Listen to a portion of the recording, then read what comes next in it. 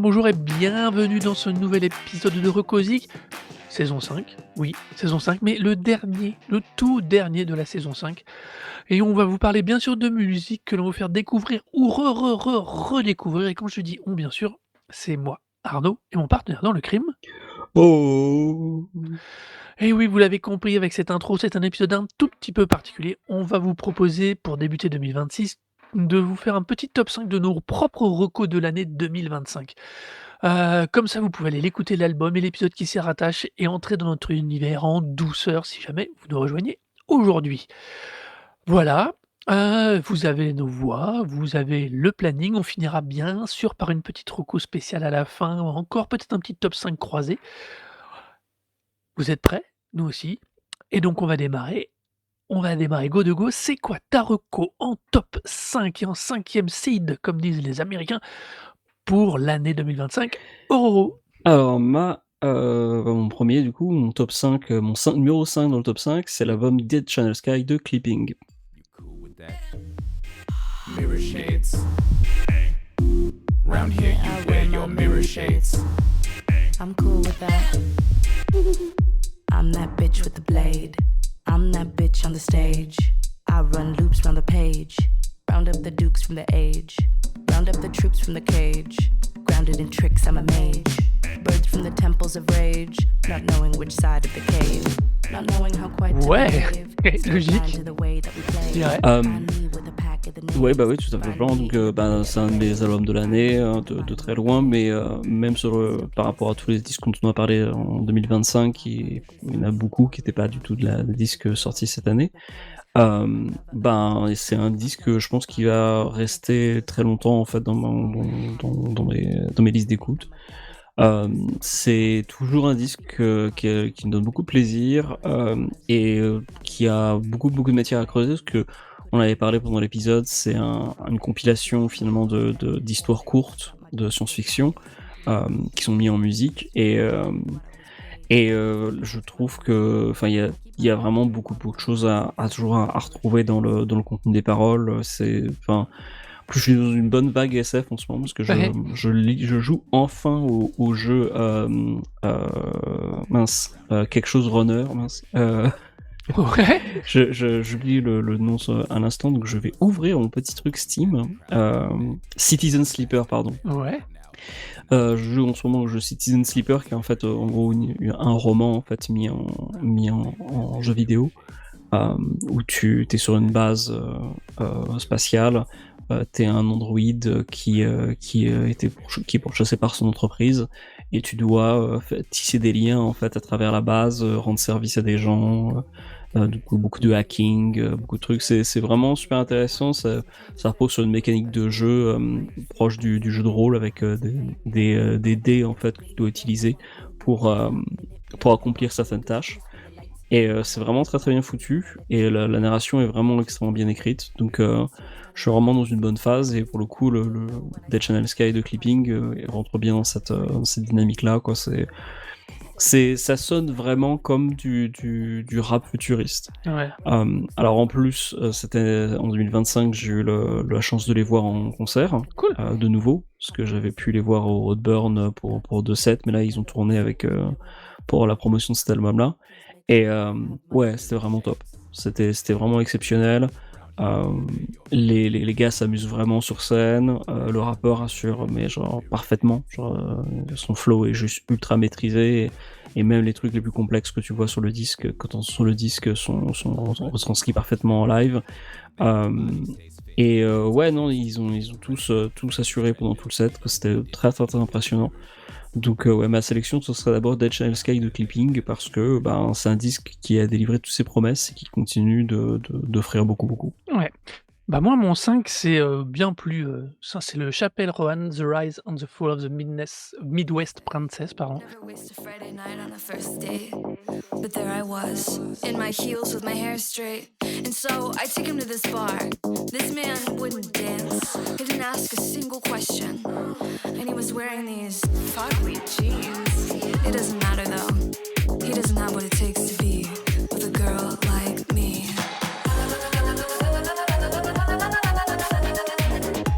Not over dramatic. I know what I want. Parce qu'il est repopé récemment dans mes playlists et il y a quelque chose dans cet album, dans cette manière qu'elle a de faire les choses, que j'adore. C'est une façon de t'embarquer dans cette espèce de calme pseudo gentillet, mais qui finit toujours par une pointe un peu acide, que je trouve incroyablement réussie. Je trouve la prod de cet album super costaud et je me suis surpris à vraiment le resurkiffer, ouais, je sais pas comment dire autrement.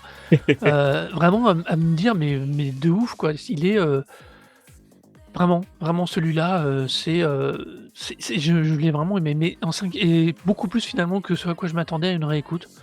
Et du coup voilà, je sais pas trop, j'ai pas vu si elle avait refait quelque chose, c'est très étrange parce que je reste scotché à cet album, je ne sais même pas si elle a refait quelque chose récemment. Je crois pas, non.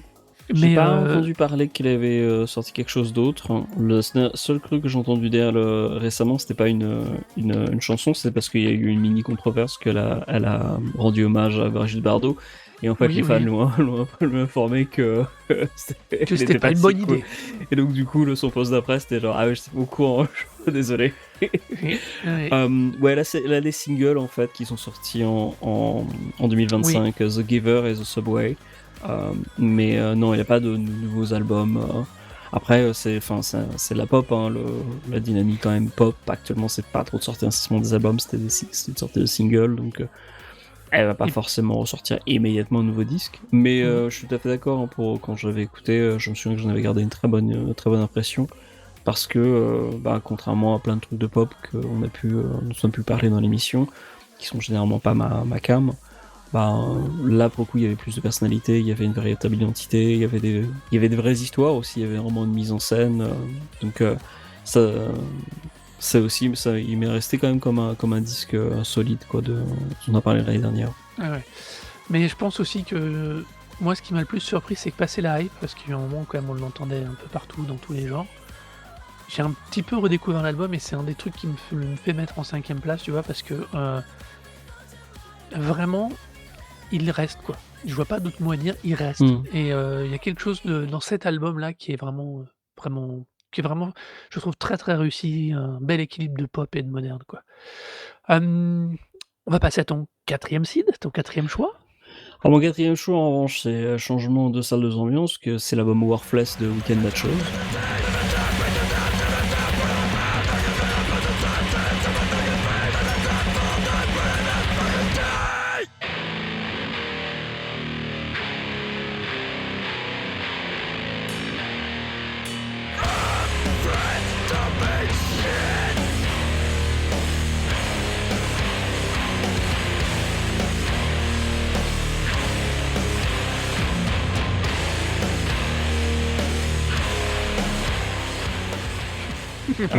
Simplement, moi, c'est un disque de chevet depuis sa sortie.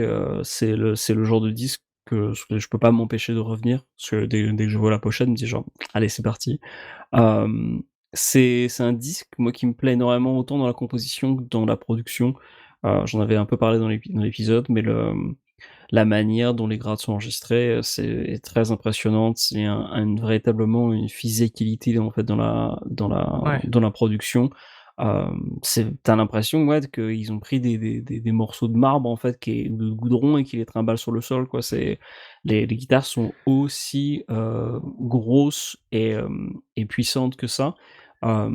c'est un disque qui justement qui a gagne en fait et garde toute sa force grâce justement à ce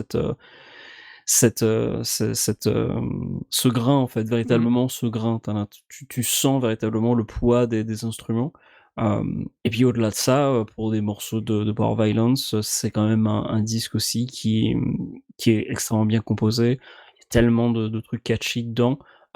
Oui, effectivement, c'est pas accrocheur pour tout le monde, hein, forcément, on s'en fout, mais dans le genre, en fait, ils arrivent à dégager quelque chose, de véritablement unique et on avait parlé, dans l'émission, mais le fait qu'en fait, il y ait des mecs de Fall Out Boy, en fait, en guest sur 2 titres, en fait, Ouais. est assez logique au final. C'est des gens finalement qui ont chacun une appréciation et un goût pour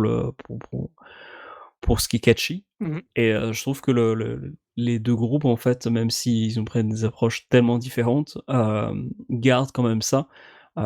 Après ce qui est aussi très fort avec Weekend at Shows, c'est à quel point, enfin, d'un point de vue émotionnel, c'est un disque d'une rage, assez dévorante, même s'il parle de trucs très variés dans le disque qui est pas forcément du domaine du personnel. Il y a une voix, il y a encore une fois le grain de gratte qui donne quelque chose de vraiment totalement unique. Puis ouais, la frappe du batteur est juste folle, folle, folle, quoi. C'est clair. Donc ouais. Ouais, puis bon, voilà, on va pas forcément parler de la basse parce que pour le coup c'est pareil, hein, c'est un truc ultra physique. Mais donc ouais, Worthless, Weekend at Shows pour moi c'est un de ces disques, qui était immédiatement un classique, en gros au même titre que, Mind Eraser par exemple à l'époque, qui était, voilà le genre de truc que quand tu écoutes ça, tu te dis immédiatement genre: «Ah ouais, c'est pas de la gnognotte, c'est pas fait pour la blague en fait». Mmh. C'est fait par des gens qui savent exactement ce qu'ils font, hem qui sont pas tombés par hasard dans le monde de la power violence, du hardcore et qui le font véritablement avec passion. Mmh. Donc ouais, non, un disque, véritablement, enfin, très important déjà pour la scène, Buffalo. C'est Buffalo? Non, c'est Chicago, Chicago, pardon, ouais. c'est Chicago, Weekend at Shows. Donc super important pour la scène le hardcore de Chicago et puis, juste, de manière générale dans le hardcore américain, je pense que c'est, facilement un des disques qui rentre, aisément dans le top 10 de la décennie dans laquelle il est paru, en fait. Ouais. Tout enfin, dans le domaine du hardcore, je pense que c'est impossible de il est vraiment incontournable, quoi. Ouais, je suis bien d'accord. Ah, je vais rester un petit peu plus ou moins dans le ton, mais moi je le replace là en 4e poste, mais moi, ça reste un album, moi, une reco de ouf. C'est pour moi, c'est Prodigy pour Music for a Jilted Ouais. Generation. Ça reste, non, non, il est lui, je crois que si j'avais des stats propres sur mon Tidal, il serait encore, 2 ou 3e de toute façon dans mes écoutes régulières. Magic people, voodoo people.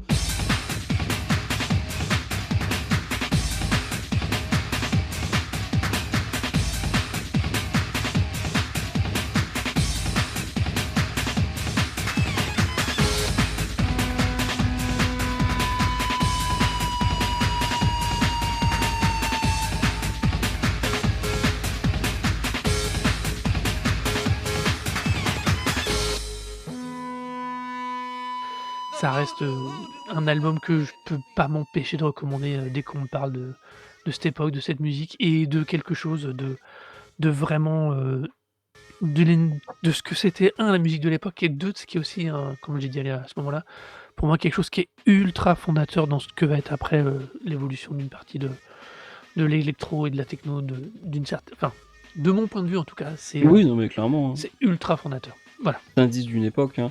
Du coup voilà, c'est mon choix 4. Quel est ton Mon 3e? 3e, c'est un disque qui avait fait controverse, à l'époque Ah, quand on en a parlé, tout simplement parce que toi, tu étais beaucoup moins fan, mais c'est un disque qui a toujours beaucoup d'importance pour moi, c'est l'album Cloud Dead de Cloud Dead.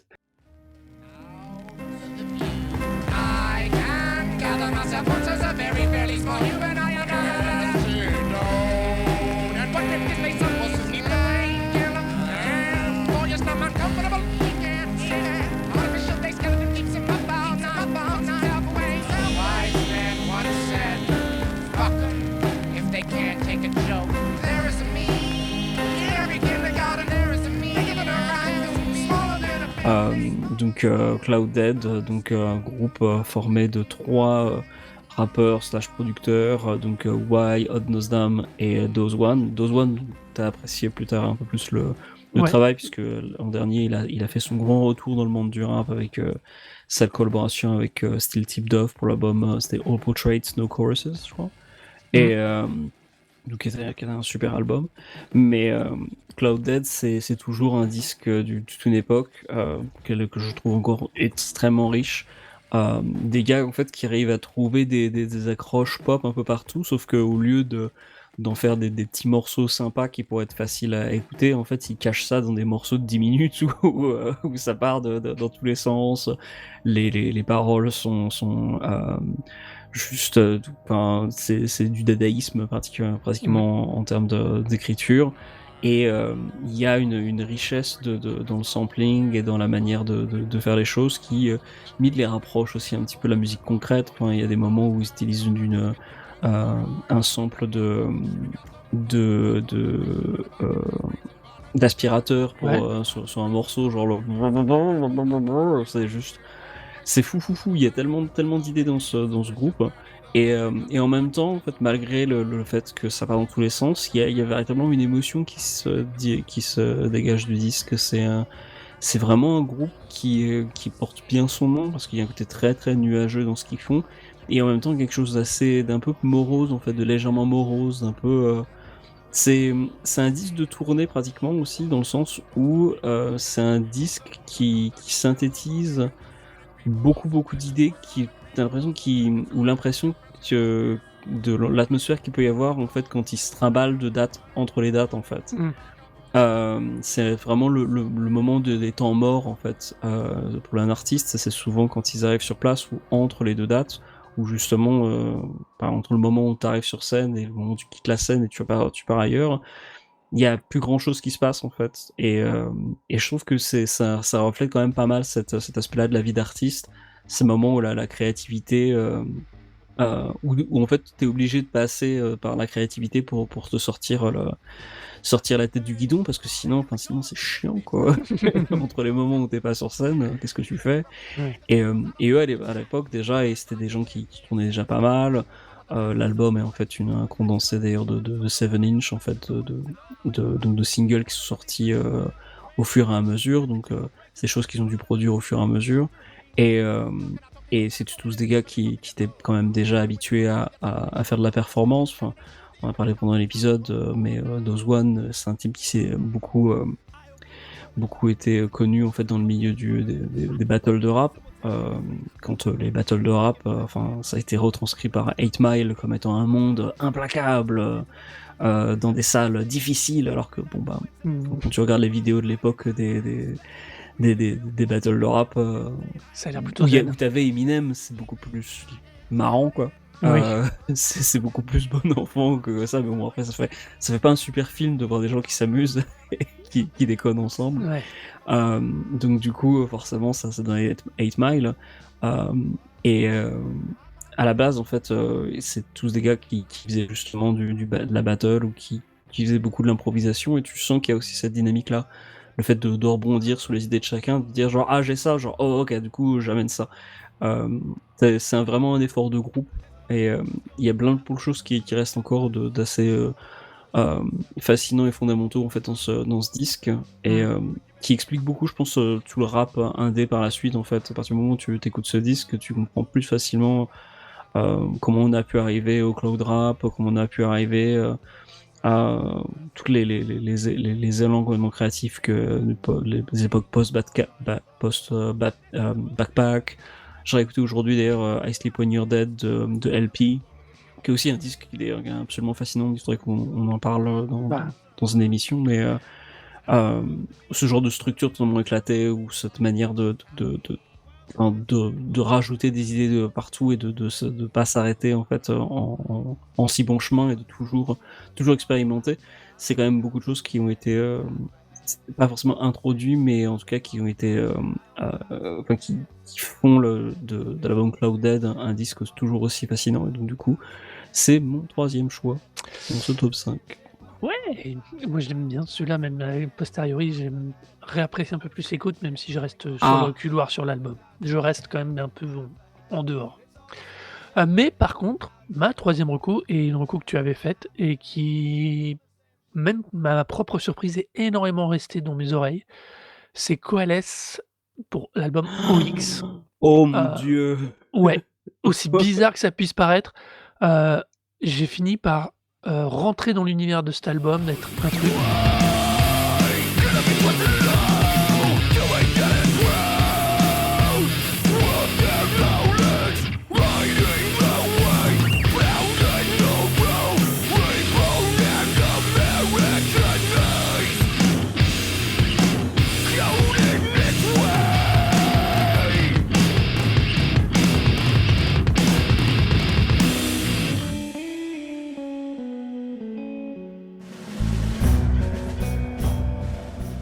Je tiens à préciser que j'ai préparé ce top avant, les dernières news qui sont tombées à propos Malheureusement, de ouais, Coalesce. j'allais en parler.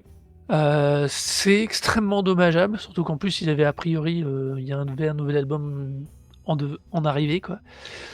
Heu je sais pas ce que va devenir le groupe, ça n'empêche que Ils arrêtent pas. Ox Ils ouais, arrêtent pas. Ils ont dit que justement, il est parti du groupe en fait de lui-même. J'avais vu passer comme quoi ils l'avaient viré, mais en fait il est parti de lui-même. Il a fait genre bah bon bah j'ai merdé, je prends les, ouais, ouais. je fais je prends la décision adulte de barrer, faire en sorte que personne paye pour mes conneries. Bah c'est déjà ça. Bon c'est un peu trop tard, mais du coup mais c'est déjà ça. À savoir que le gars est accusé de agression est peut-être un mot fort. J'ai pas vraiment Ouais, lu exactement tout, alors, moi mais ce en tout cas, ouais, vas-y. c'est une situation de complexe en fait, puisque il a eu un, Moi, ce que j'ai, il c'est, je sais même pas comment le traduire honnêtement. Inappropriate built-in power dynamic inequality between teacher and student. voilà, donc en gros, il a eu un rapport inapproprié avec des contacts sexuels en tout cas, sans que ça Sexualisable. sexualisable exactement, avec une étudiante qui était aussi une fan. Et vraisemblablement, en fait, voilà, il a un peu en gros, il a profité de sa position de pouvoir en tant C'est surtout ça qui lui est qu'enseignant, reproché a priori. voilà. Et et de ce que j'ai pu voir passer d'ailleurs, enfin après ça n'a pas été confirmé, mais vraisemblablement le mec a toujours été un peu problématique de ce point de vue-là. Mmh. Donc c'est disons que c'est le point final de trucs qui vont du coup l'amener sûrement à se peut-être enfin on l'espère, à se remettre bien en question. Mais en tout cas le groupe, bah, on verra ce que ça donne. Bah, C'est dans clair un que premier temps, ils avaient son annoncé jeu, qu'ils enlevaient qu'ils annulaient leur tour européenne et leur passage au Roadburn. ouais. Dans un premier temps. Après, comme, Steinegger, pardon, a fait lui-même a dit: «Je me retire», machin, en disant: «Mes choix sont les miens», Ouais. heu, on verra. On verra s'ils recrutent quelqu'un, mais alors, il va être quand même compliqué à remplacer par rapport à l'équilibre et à la sonorité du groupe. Je sais pas s'il y a besoin d'épiloguer sur ça, hein. C'est juste que Non. pour dire, c'est très dommage, qu'on après avoir parlé en 116 disques, on ait à dire genre, bah, malheureusement c'est un groupe qui, dont l'histoire, va être entachée par voilà, un scandale à la con Voilà. parce qu'un mec est pas capable de réfléchir un peu plus à ce qu'il fait. Surtout qu'en tant qu'enseignant, bon, bah, voilà, c'est évident que tu as une responsabilité coco, donc faudrait peut-être penser à réfléchir avec ta tête plutôt qu'avec ta bite. Mais Au minimum. voilà, au minimum, mais le disque en soi et voilà, hein, Voilà. c'est ouf, hein, C'est ouf. Voilà et comme je disais, c'est une de tes recos à toi qui m'est restée, qui est revenue bien plus fort que je m'y attendais. Bah, de toute façon, spoiler, hein, c'était mon numéro 1. Oui, c'est vrai! C'était mon numéro Continuellement, 1. continuellement, mais non! Ah là J'ai là! fait mon top avant le scandale, mais Ah oui, oui, c'est c'est mais au final, quand j'y réfléchis, est-ce que je le change? Bah, non. mais c'est important de faire la Ah oui, précision. c'est clair. C'est pas une question de séparer la le enfin la l'art de l'artiste, quoi. Ah non, C'est juste, c'est un effort de groupe. Ils ont tous contribué. Je veux pas non plus, revenir sur ça par rapport au disque en lui-même. Mais nous allons y revenir puisque j'ai donc compris qu'il allait revenir donc mais alors Ah du coup, bah, je quel sais pas est si ton 2? alors mon numéro 2, c'est aussi un disque que tu as été moins accroché, mais qui est un disque de chevet pour moi, c'est l'album Floral Green de Title Fight.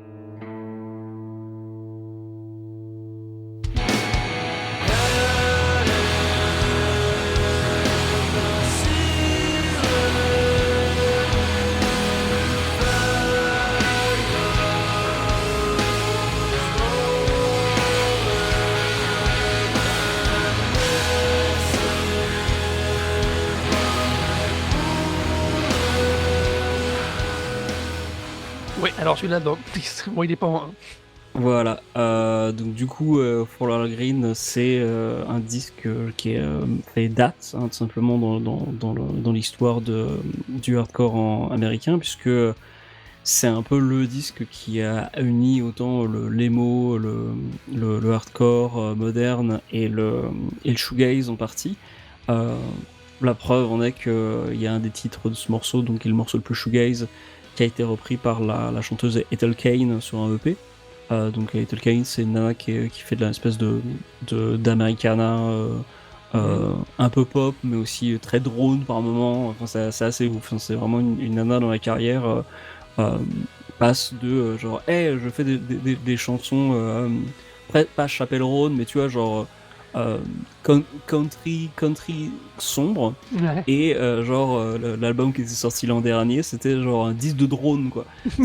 C'était genre avec des morceaux qui étaient vraiment très très très longs, super expérimentaux, et j'étais vraiment écouté, genre au départ en me disant genre mais attends, C'est qui? c'est un homonyme qui sort un disque, tu sais comme ça arrive souvent maintenant dans le streaming, un disque qui Ouais. sort, mais en fait c'est pas le même artiste, c'est juste qu'ils se retrouvent sur la même page, donc tu te dis genre bon, est-ce que c'est un nouveau disque de tel artiste? Ça ressemble vachement pas. Et en fait j'ai creusé un peu et fait genre ah non non, c'est vraiment elle, quoi, c'est ouf. Et Alors, tu veux vraiment que toujours je te fasse rire? vas-y.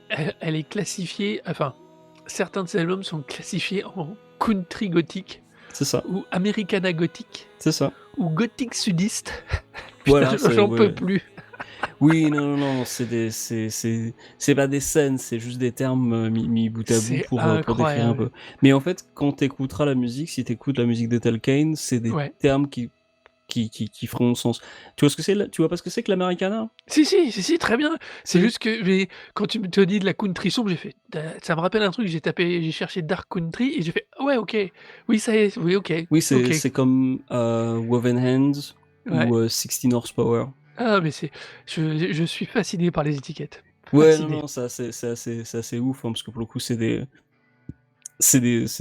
trucs un peu vaseux en fait quand tu connais pas, et puis en fait quand t'écoutes la musique elle-même tu fais genre ah ok, non, ça a totalement du sens. C'est effectivement c'est de la country plutôt sombre. C'est de la country qui est enregistrée dans la grange, la nuit tombée après que ton mari t'a battu, quoi.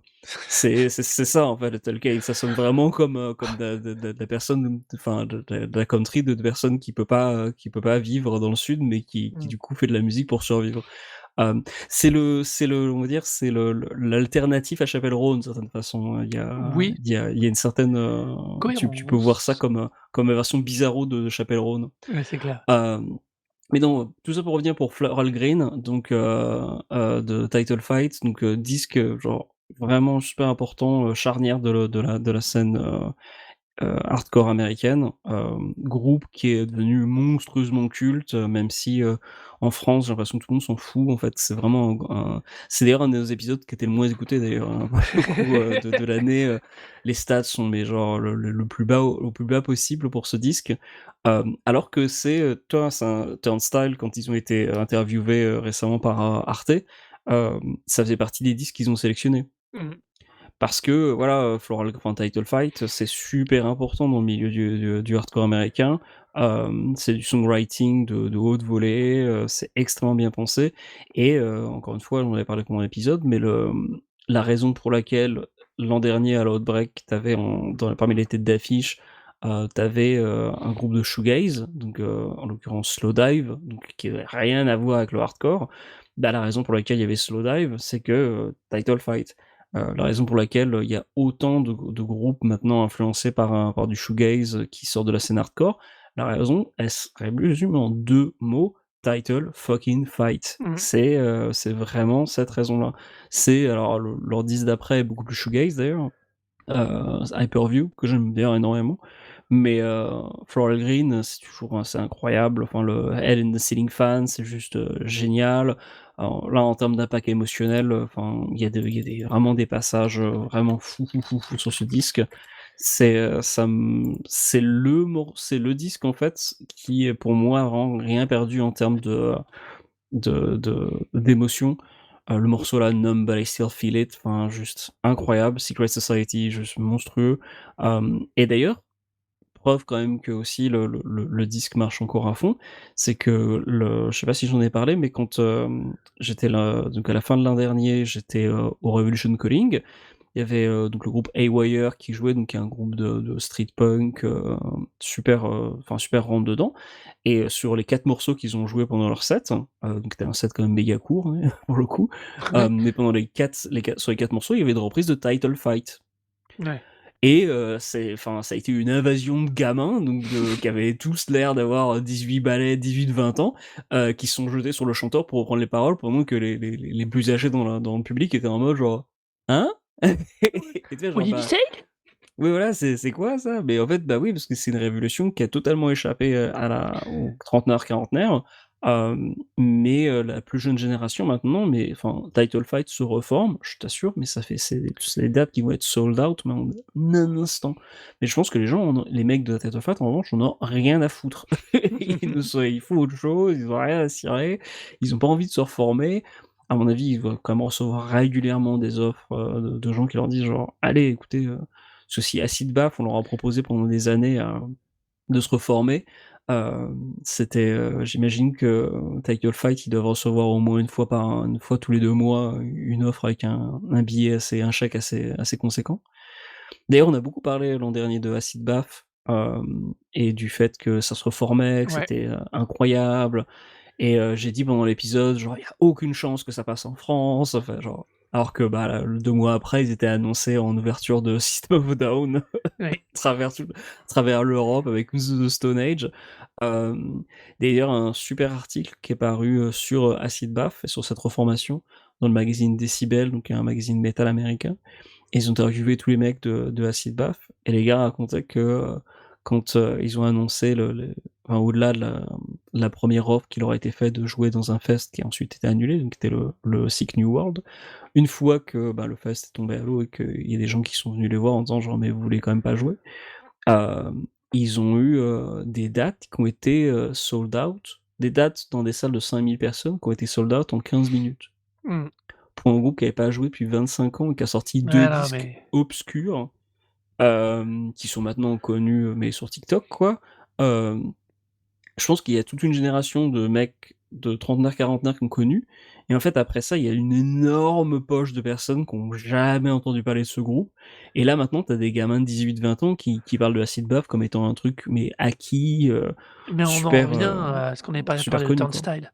C'est, on est d'une génération où on a, malgré qu'on soit plutôt connecté, je mets des gros guillemets, on n'a aucune idée de l'impact des réseaux sociaux et typiquement ça, je pense que Oui, s'ils ont eu un des deux-trois morceaux qui ont popé sur des réseaux comme TikTok, et que ça a cartonné, le moment où ils sortent un concert, tout le monde se jette dessus, alors sans que les vieux qui, eux, les connaissent depuis des années, comprennent ce qui se passe chez les gens qui arrivent exactement, ouais. et il y a un vrai on a un énorme biais de perception, voire un angle mort vis-à-vis de ça et je l'ai encore vu là récemment, sur d'autres choses, sur des choses qui ont rien à voir, et la question des réseaux sociaux et de leur impact Des et de la streamers la aussi. manière oui, alors je mets très honnêtement YouTube dans les réseaux sociaux pour Oui, moi oui. maintenant, hein. Il y a 2 choses, on pourrait dire que YouTube a 2 faces, mais la manière dont là je l'intègre, c'est vraiment de ce côté-là. Je suis, assez scotché, ils ont enfin, ils sont la mutation des médias, Mmh. clairement. La télé fait sûrement 1000 fois moins d'audience de nos jours. La télé hertzienne classique ou en tout cas à diffusion continue, fait sûrement 1000 fois moins d'audience que ces gens-là.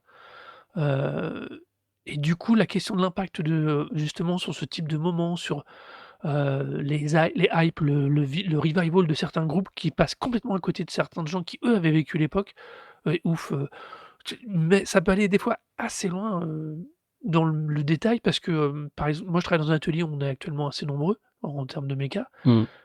et j'ai des jeunes qui se passent la journée à écouter de la musique des années 80 et moi quand je l'entends, je me dis: «Mais qu'est-ce que vous écoutez les gars là?» c'est vieux, puis c'est pas toujours très top honnêtement parce qu'on parle vraiment des 80 quoi. Ouais. Mais non, eux ils adorent, c'est, devenu une partie de la bande son, si j'ai bien compris, il y a pas mal de morceaux qui ont repopé récemment sur TikTok, enfin, il y a une forme d'impact, heu, alors des fois en positif là dans par rapport à ce groupe, des fois un peu plus étrange, mais on est déjà trop vieux pour ça Ah donc bah, totalement, enfin, pour percevoir l'impact ou enfin tout le per on perçoit la vague, mais c'est déjà trop c'est tard. ça, ouais, c'est des canaux qui nous échappent totalement parce que, bah, on sait pas Ouais, par quoi commencer. Enfin, moi, j'ai essayé de regarder TikTok vite fait, mais enfin, ça demanderait pour comprendre, ne serait-ce quoi que ce soit comment ça fonctionne, ça demanderait un investissement en temps que j'ai pas, enfin, j'ai pas à voilà, mettre dedans. Surtout c'est même pas ma c'est génération, je laisse ça aux gens, aux jeunes, quoi. je suis d'accord avec ces Mais 2 derniers c'est arguments. ouais, mais c'est vraiment fascinant de voir comment ça marche et donc du coup, ouais, Title Fight, ben, Title Fight, ça reste quand même un truc avant, TikTok. C'est vraiment un groupe qui a fait, son beurre en fait ou Ouais, ou sa réputation en fait au fur et à mesure des années. Et j'ai l'impression en fait parce que des gens les référençaient en fait, tout simplement. Parce que c'était, un nom qui revenait constamment. Après ils ont aussi eu des tournées qui ont très bien marché en fait, aux États-Unis. Ils ont ouvert pour des groupes qui, leur ont permis en fait d'être exposés à un plus large public.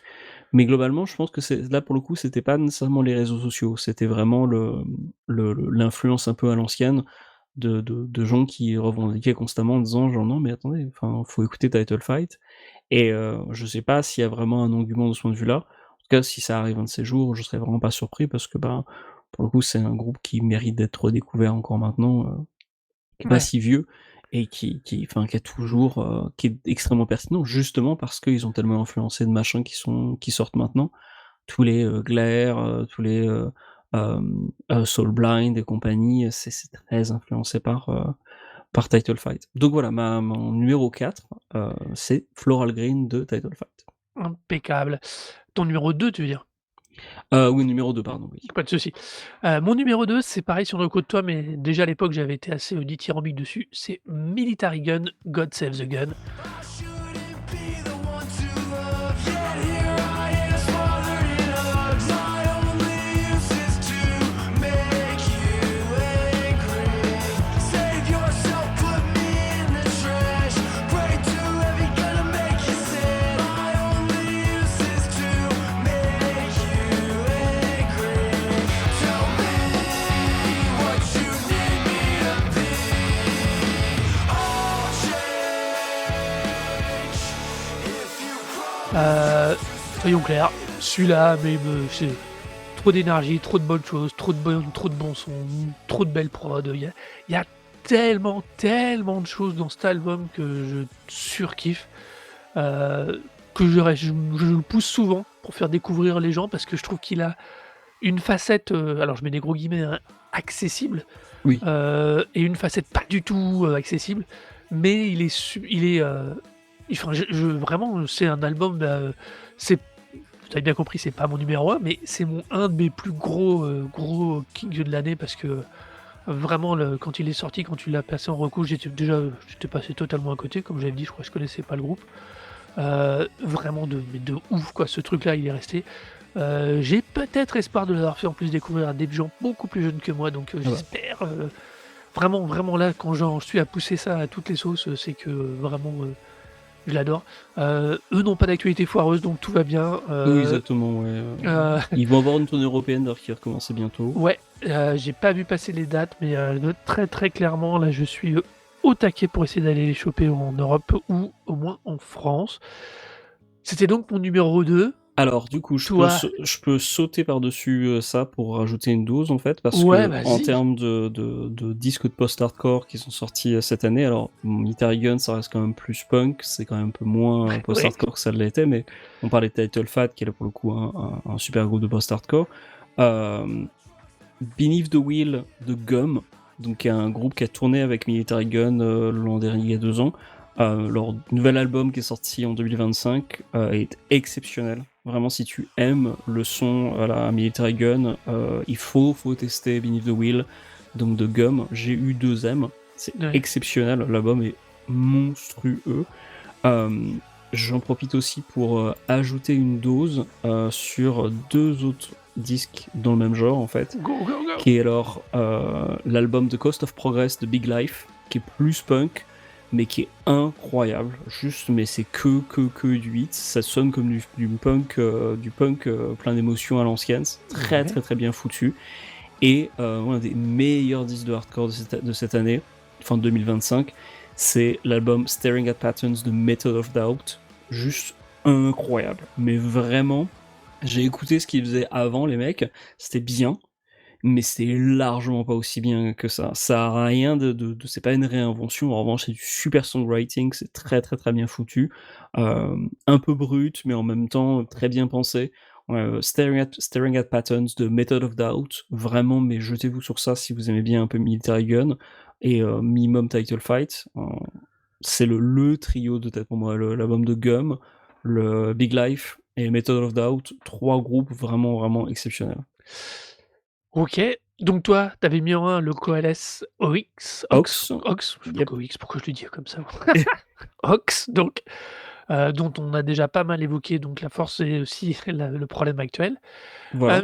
Vois-tu du coup quelque chose d'autre à ajouter sur Coalex? Non, non, non, du tout. Coalex? Bah, du coup, moi mon top 1, il va surprendre à mon avis absolument personne, c'est Black Hole Superette de Aesop Rock. Waouh. My dog has blue eyes, cat grew supersized, wig to my L2, it's something in the food dye. Human spit and vinegar, funnel to the amygdala, missing with all the funny stuff, mission control the viscera. I'm invisible, guess I'm a little clocked out, shot back, always on, visitors have knocked for hours, it's fingers in the ears and singing ABC for adults, and look at that, I haven't seen y'all in months, these are repeatable results and a pulse in the dead meat sea, I'm not dead yet, beep, beep, beep, beep. Moi, cet album me fascine. À chaque écoute, il me fascine. J'ai l'impression d'avoir l'expression anglaise, c'est un glass onion. Oui. Vraiment, t'as l'impression de tout voir à chaque fois, que le truc est tout transparent, mais quand t'enlèves une couche, t'as encore un nouveau truc. Enfin, je suis fasciné par ce qu'il a réussi à produire avec cet album. J'ai hésité à mettre le dernier, mais comme on en a parlé dans l'épisode d'avant, ça me faisait un peu suer de le remettre. Du coup, et puis je suis resté sur plutôt Black Hole Superette, qui offre finalement un panoramique un peu plus large, quelque chose d'un tout petit peu moins minimaliste, et qui du coup est d'une richesse incroyable. J'adore les mots de Rolling Stone qui dit que il a atomisé le genre en le recombinant.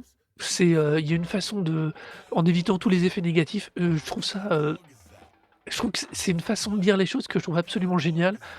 Dans le sens, il a fait du style, mais c'est pas le style, mais ça reste le style, et puis c'est mieux que le style. Et je trouve vraiment que cet album est vraiment génial, quoi. J'ai Sauf qu'en vraiment plus pas de mots. Ouais, je trouve qu'il ressemble aussi beaucoup en fait à ce que, enfin le titre de l'album correspond vraiment bien parce que t'as l'impression d'explorer un magasin en fait. Tu passes d'un rayon Ouais. en rayon et chaque rayon en fait est un morceau différent et raconte une histoire différente de la même façon que quand tu regardes une étagère remplie de trucs de mayonnaise et de ketchup en fait tu peux t'imaginer quelque chose de particulier. Il y a véritablement un côté, voilà, surtout une supérette en fait, c'est vraiment le magasin d'appoint où tu vas voir un peu de tout. Et je trouve qu'il y a véritablement des petits univers en fait qui se développent dans chaque morceau et qui ressemblent vraiment à l'expérience de se retrouver dans un magasin où tu te retrouves à exposer à tout et n'importe quoi. Enfin moi je suis vraiment en adoration devant ce disque hein, depuis qu'il est sorti.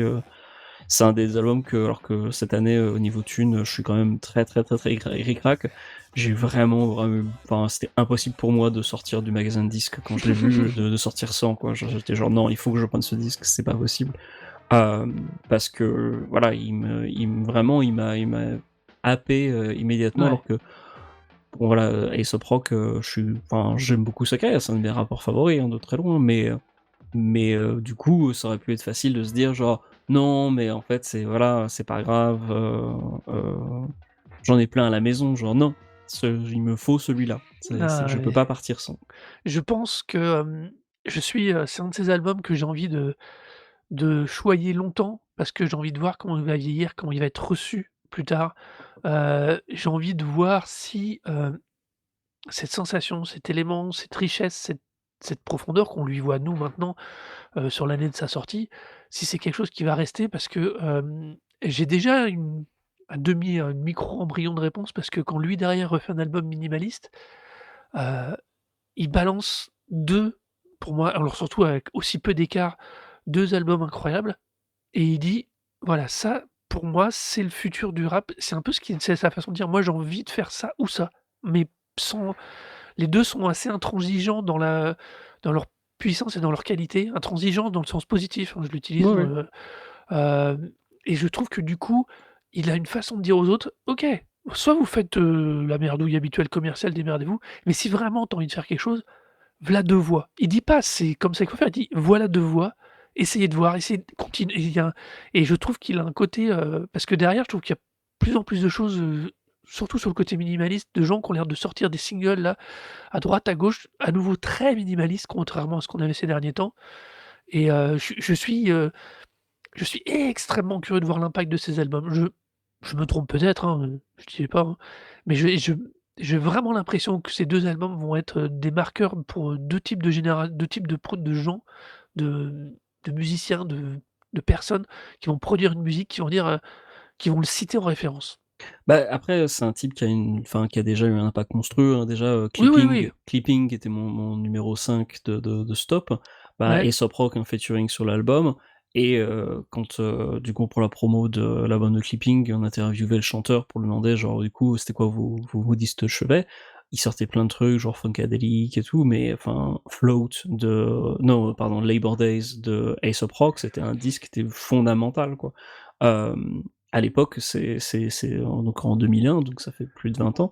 C'est des disques qui ont eu des impacts, dans le milieu indé parce que justement, enfin, le mec peignait des situations super originales. Il a un talent pour l'écriture qui reste toujours, tout aussi constant et c'est juste sa complexité qui lui a en fait, qui lui a valu d'être un peu taxé de genre de mec qui se la raconte.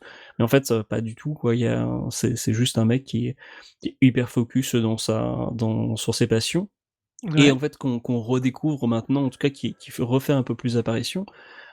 Parce qu'il y a aussi toute une nouvelle génération de rappeurs indés, Mmh. qui maintenant est déjà bien installée et qui revendiquent, l'influence d'Aesop Rock de la même façon, par exemple, que, ben, Billy Woods, et Armand Hammer, les mecs, enfin, sont adjoints, le service de Aesop Rock ou ont bossé avec lui parce que c'est que des mecs, en fait, qui maintenant sont vachement hype et arrivent avec, une autre vision du rap indépendant, mais qui vont dire genre: «Oui, mais ça, on le tient du rap indé d'il y a 20 ans». Alors pas que, hein, forcément, il y a beaucoup d'autres références, qui existaient à cette époque-là, notamment K d'ailleurs, qui est un mec qui est très sous-estimé, donc moi je connais très mal la discographie, mais qui a eu un impact phénoménal sur le milieu rap indé. Mais toujours est-il que Aesop Rock, c'est un type qui est assez essentiel, en fait, pour comprendre le rap américain indépendant. Tu peux vraiment pas faire sans ce mec. Alors que, ben, il est pas médiatique, il reste dans son coin, c'est un gars qui s'est d'abord qui a été vachement connu pour, associé à la scène new-yorkaise, mais qui après s'est déménagé ailleurs, il est pas reclus, mais il a pas cherché nécessairement à être très reconnu. Il avait sa base de fans et elle est suffisamment conséquente, en fait, pour que quand il sortait un disque, ça se vende, ça marche et tout et puis c'est tout, quoi. Hem Mmh. Là, j'ai l'impression qu'il y a des gens qui redécouvrent ce qu'il fait, alors grâce aussi à un album qui est, faut bien l'avouer, moi je trouve vraiment très, très bien. Déjà que j'avais bien aimé les quelques précédents. Integrated Tech Solution, moi j'avais trouvé vraiment génial, donc et Garbology aussi, donc j'étais très content Mmh. de le retrouver à un bon niveau. Mais là, on est quand même face à quelque chose effectivement qui est un vrai retour, à un niveau assez impressionnant. Du coup, est-ce que toi, parce que Aesop Rock quand même c'est un mec qu'on traîne depuis longtemps, parce que dans les premiers Ouais. tops qu'on a pu faire, sur le monde du travail, Labor Days, c'était un disque que j'avais inclus. Donc ça fait voilà 5 saisons quoi. Donc du coup, est-ce que toi t'as écouté un petit peu la discographie d'Aesop Rock? Est-ce qu'il y a Ouais, d'autres disques que t'as bien aimé? alors alors je dois être honnête, moi je suis vraiment plus, j'ai je suis un peu embêté parce que j'ai écouté, mais j'ai vraiment un truc sur ces 2 derniers albums qui est plus fort que les autres. OK. Heu, je sais pas comment dire, j'ai beaucoup aimé Malibu Ken, on en avait parlé quand on avait déjà parlé Ouais. de à l'époque. Donc une Heu, collaboration avec un autre gars, ouais. voilà, c'est ce qui m'avait siphonné et on en avait parlé d'un autre. Attends, juste, je vérifie, oui, c'est ça. Non, moi, l'autre que j'avais aimé, c'est pas Labordais, on avait parlé déjà à l'époque. Toi, tu surkiffes Labordais dans mes souvenirs Ouais, et moi, j'étais plus, sur, Bazooka Tooth, qui était celui d'après, d'accord. qui avait un truc plus, j'allais dire trap, mais c'est pas le mot, Mais il a un truc plus moderne en fait. ouais et c'est peut-être pour ça que finalement je suis resté plus accroché. Mais c'est vrai que j'aime, vraiment plus son travail là depuis, ben, pareil, je te dis Spirit World Field Guide, j'aimais bien. Integrated Tech Solution était pour moi déjà très, très costaud et là les 2 derniers, il y a une montée pour moi depuis, ouais c'est ça. C'est les grosso modo, moi c'est surtout, on va dire, l'époque moderne, on va dire des gros guillemets, hein. D'accord. Est-ce que tu veux que je te donne mon top 5 des albums de Aesop Rock du coup? Ouais, bah, vas-y donne! Alors du coup, mon top 5, alors ça va être très, très, très difficile pour moi. Je pense que le premier c'est, je regarde vite fait les morceaux. Ouais, le premier pour moi c'est, Skeleton. Ouais, mais ouais, je vois pourquoi, je vois ce que tu C'est y trouves. il est vraiment j'ai un disque que j'ai jamais de mal à revenir dessus, c'est véritablement un disque, je trouve essentiel. Il y a vraiment une super richesse dans les compositions, c'est un des disques en fait je trouve où il est plus abouti en termes d'instrumentaux, où il s'est produit tout seul et il en a vraiment mais il maîtrisait vraiment très, très bien ses outils. Après ça en deuxième position, je pense que je pense que je mettrais encore Float. Parce que Ouais, Float, c'est le disque avec lequel j'ai découvert Aesop Rock et bah, je pense en 2000 et c'était vraiment incroyable, quoi. Ça a été une claque monumentale, enfin, autant le disque est vraiment imparfait, à tous les niveaux, quoi, en termes de prod, c'est quand même un disque plus daté, mais je peux pas m'empêcher de l'adorer. Je reviens tout le temps dessus. En troisième position, je pense que je mettrais, Non Shall Pass. ouais. Hem et parce que pareil, il y a c'est aussi un disque charnière en fait en termes de prod. En plus, je l'ai vu en live en fait à cette époque-là, donc j'ai aussi un pas mal d'affect sur ça. Mais il y a plein de morceaux qui me marquent encore énormément sur cet album-là. Bring Back Pluto, Mmh. le morceau Coffee d'ailleurs, qui est avec la plage, cachée aussi est d'ailleurs absolument génial. Citronella, enfin c'est vraiment des morceaux incroyables. Hem, je pense en quatrième ce serait donc Labor Days, Mmh. parce que voilà, pareil, disque essentiel, vraiment, enfin je peux le ressortir encore demain, sans problème, genre tous les morceaux ont un impact vraiment important et d'ailleurs le morceau, 95 Hours Anthem est, d'ailleurs pour moi genre un parfait résumé de ce que c'est que la de se réveiller le matin pour partir au taf. C'est vraiment le morceau parfait pour ça. Et je pense que le dernier, ça devait être Black Hole Super 8 en fait, le Ouais. cinquième. Mais c'est pas pour dire que c'est le moins bon en fait, c'est juste que c'est le moins enfin c'est en numéro 5 sur une discographie d'un mec que ça fait 20 ans que je saigne son travail.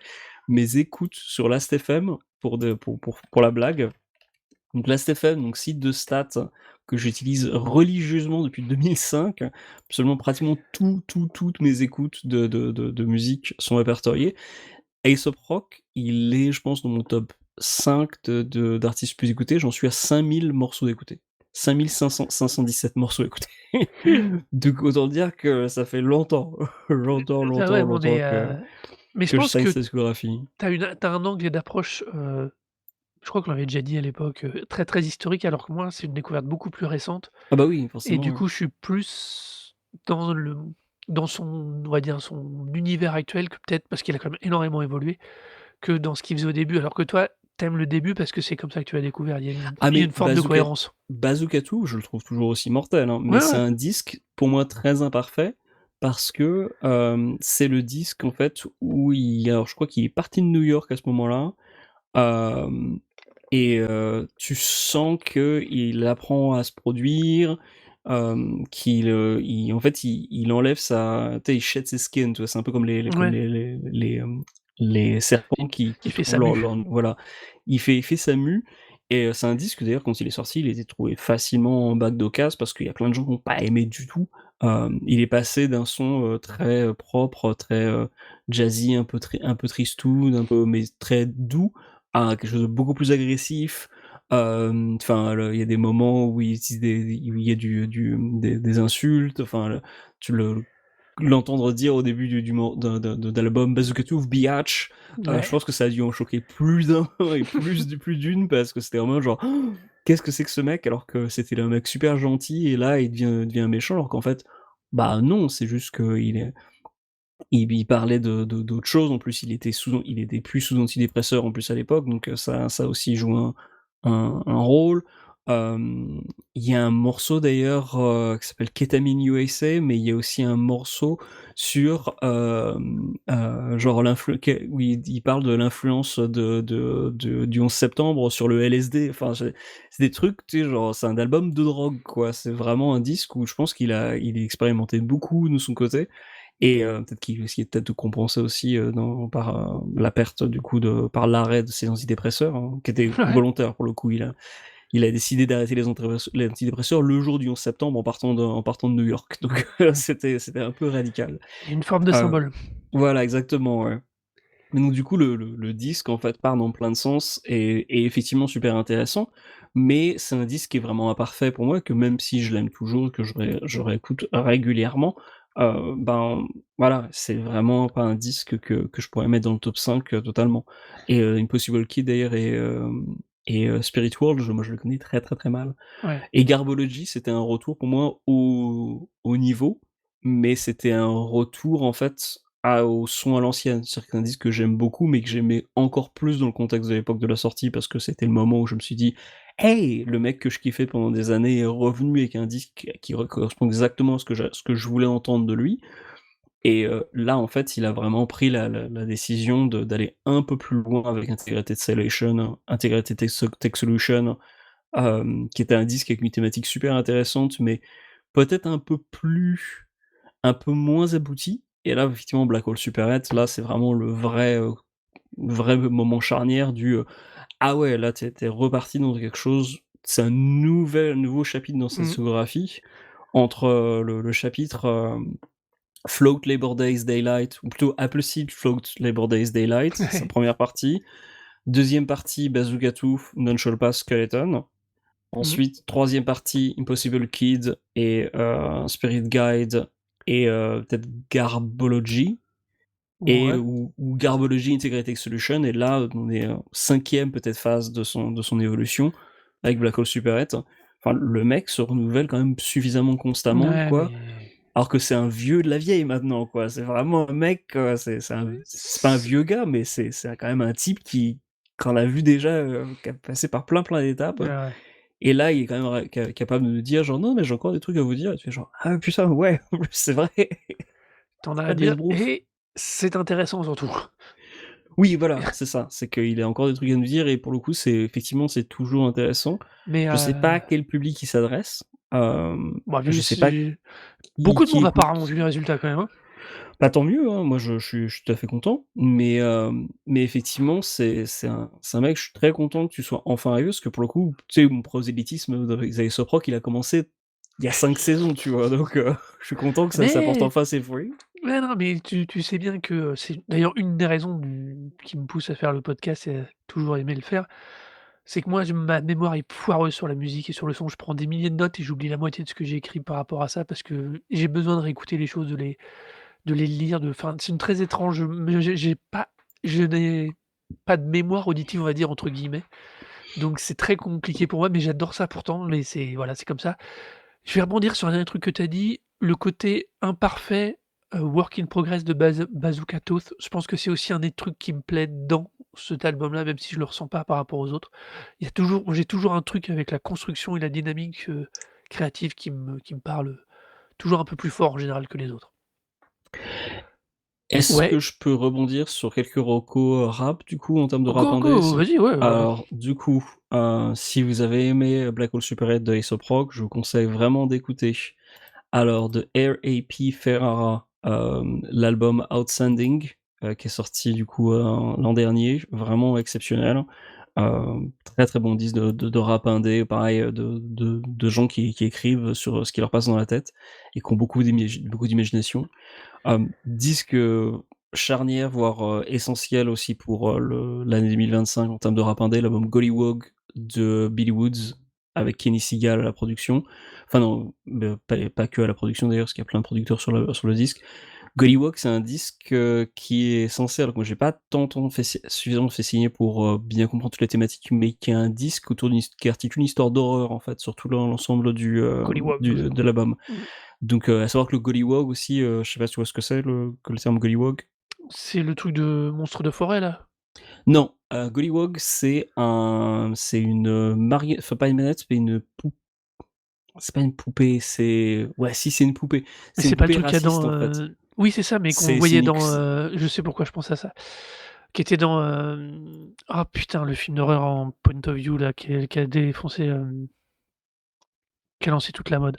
Oh purée, ça me revient en pas. point of view. En caméra, à l'épaule, les D'accord. jeunes qui rentrent dans la forêt, qui font des Blair Witch. voilà, et à un moment, ils tombent sur ça et ça avait popé à l'époque, tout le monde parlait que de ça. Ah, d'accord, ok. Ah Mais oui, je sais sauf pas que du pour moi, ça en était tout. pas vraiment des trucs comme ça, mais c'était, je me souviens que c'était, ils avaient pas tout le monde parlait de Non, Gollywog un à Gollywog, l'époque. c'est quelque chose qui était fréquent dans la culture, en tout cas en Angleterre. Il y a beaucoup enfin, c'était un truc.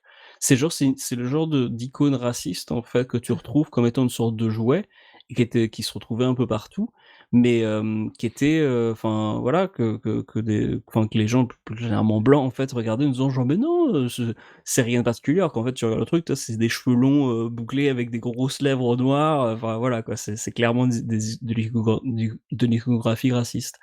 Et donc du coup, ouais, l'album s'appelle Gollywog. Et le dernier Billy Woods est vraiment exceptionnel. Et je dirais aussi en termes de reco indé, l'album de Prem Rock qui est sorti l'an dernier, donc Did You Enjoy Your Time Here, qui est alors un disque solo d'un mec qui vient du duo Shrapnel dont on avait parlé l'an dernier. Mmh. Et là, c'est son disque solo du coup, et il était vraiment exceptionnel.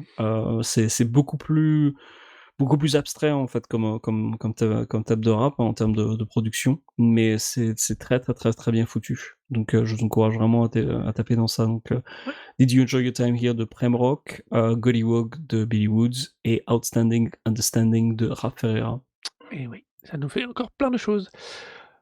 Nous avons fini nos petits top 5 croisés. Sachez quand même que nous ne nous étions pas communiqués pour que ce soit beaucoup plus rigolo. J'espère que ça vous a plu, mais on va céder à notre deuxième passion. On va vous faire un mini top 5 croisé à nouveau de cinéma.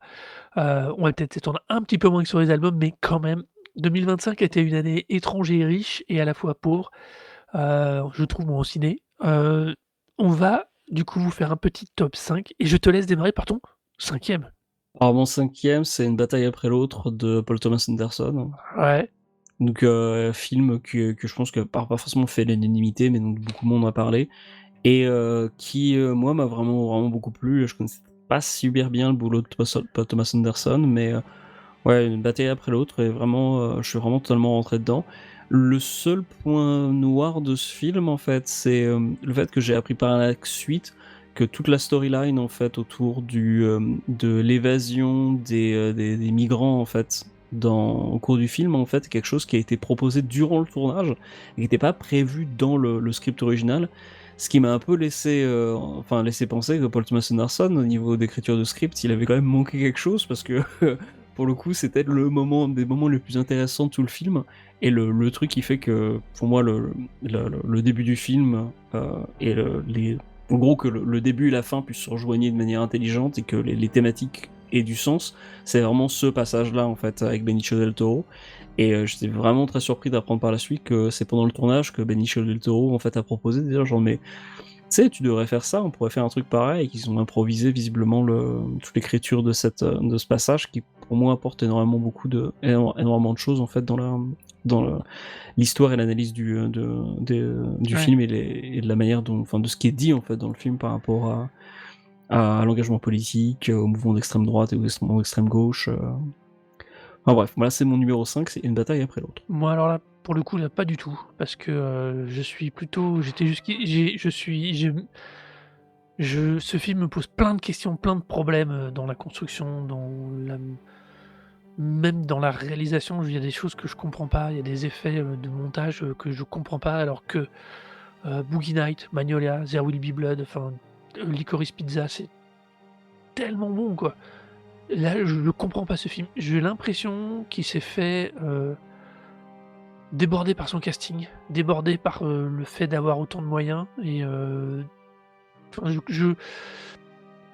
non, je suis tellement pas rentré dans le film, il y a quelque chose qui me chiffonne. Je trouve que Benicio del Toro, qui est pourtant un bon acteur, est pas a l'air d'être pas dirigé.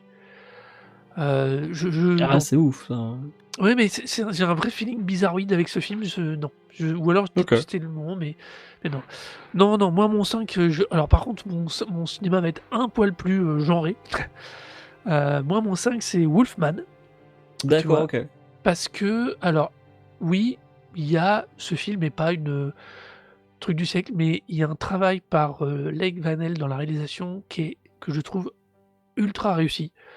Je retrouve un vrai film de loup-garou, il y a des montées en stress. Oui, on sent venir certaines choses dans le film, mais il y a un rythme au début, une plongée, au milieu de l'Oregon, au milieu de nulle part. Il y a une façon de t'amener à la situation que je trouve incroyable. Le rythme est tellement lent au début, tellement posé, tellement des plans larges, heu, que pour un petit film de genre comme ça, je l'ai trouvé incroyable. Bien évidemment, c'est un film de genre, il est ass c'est une histoire de loup-garou, il y a pas de surprise, je vais quand même pas vous spoiler, mais voilà, moi c'est mon 5 parce que vraiment il m'a laissé une impression, même a posteriori, tu vois?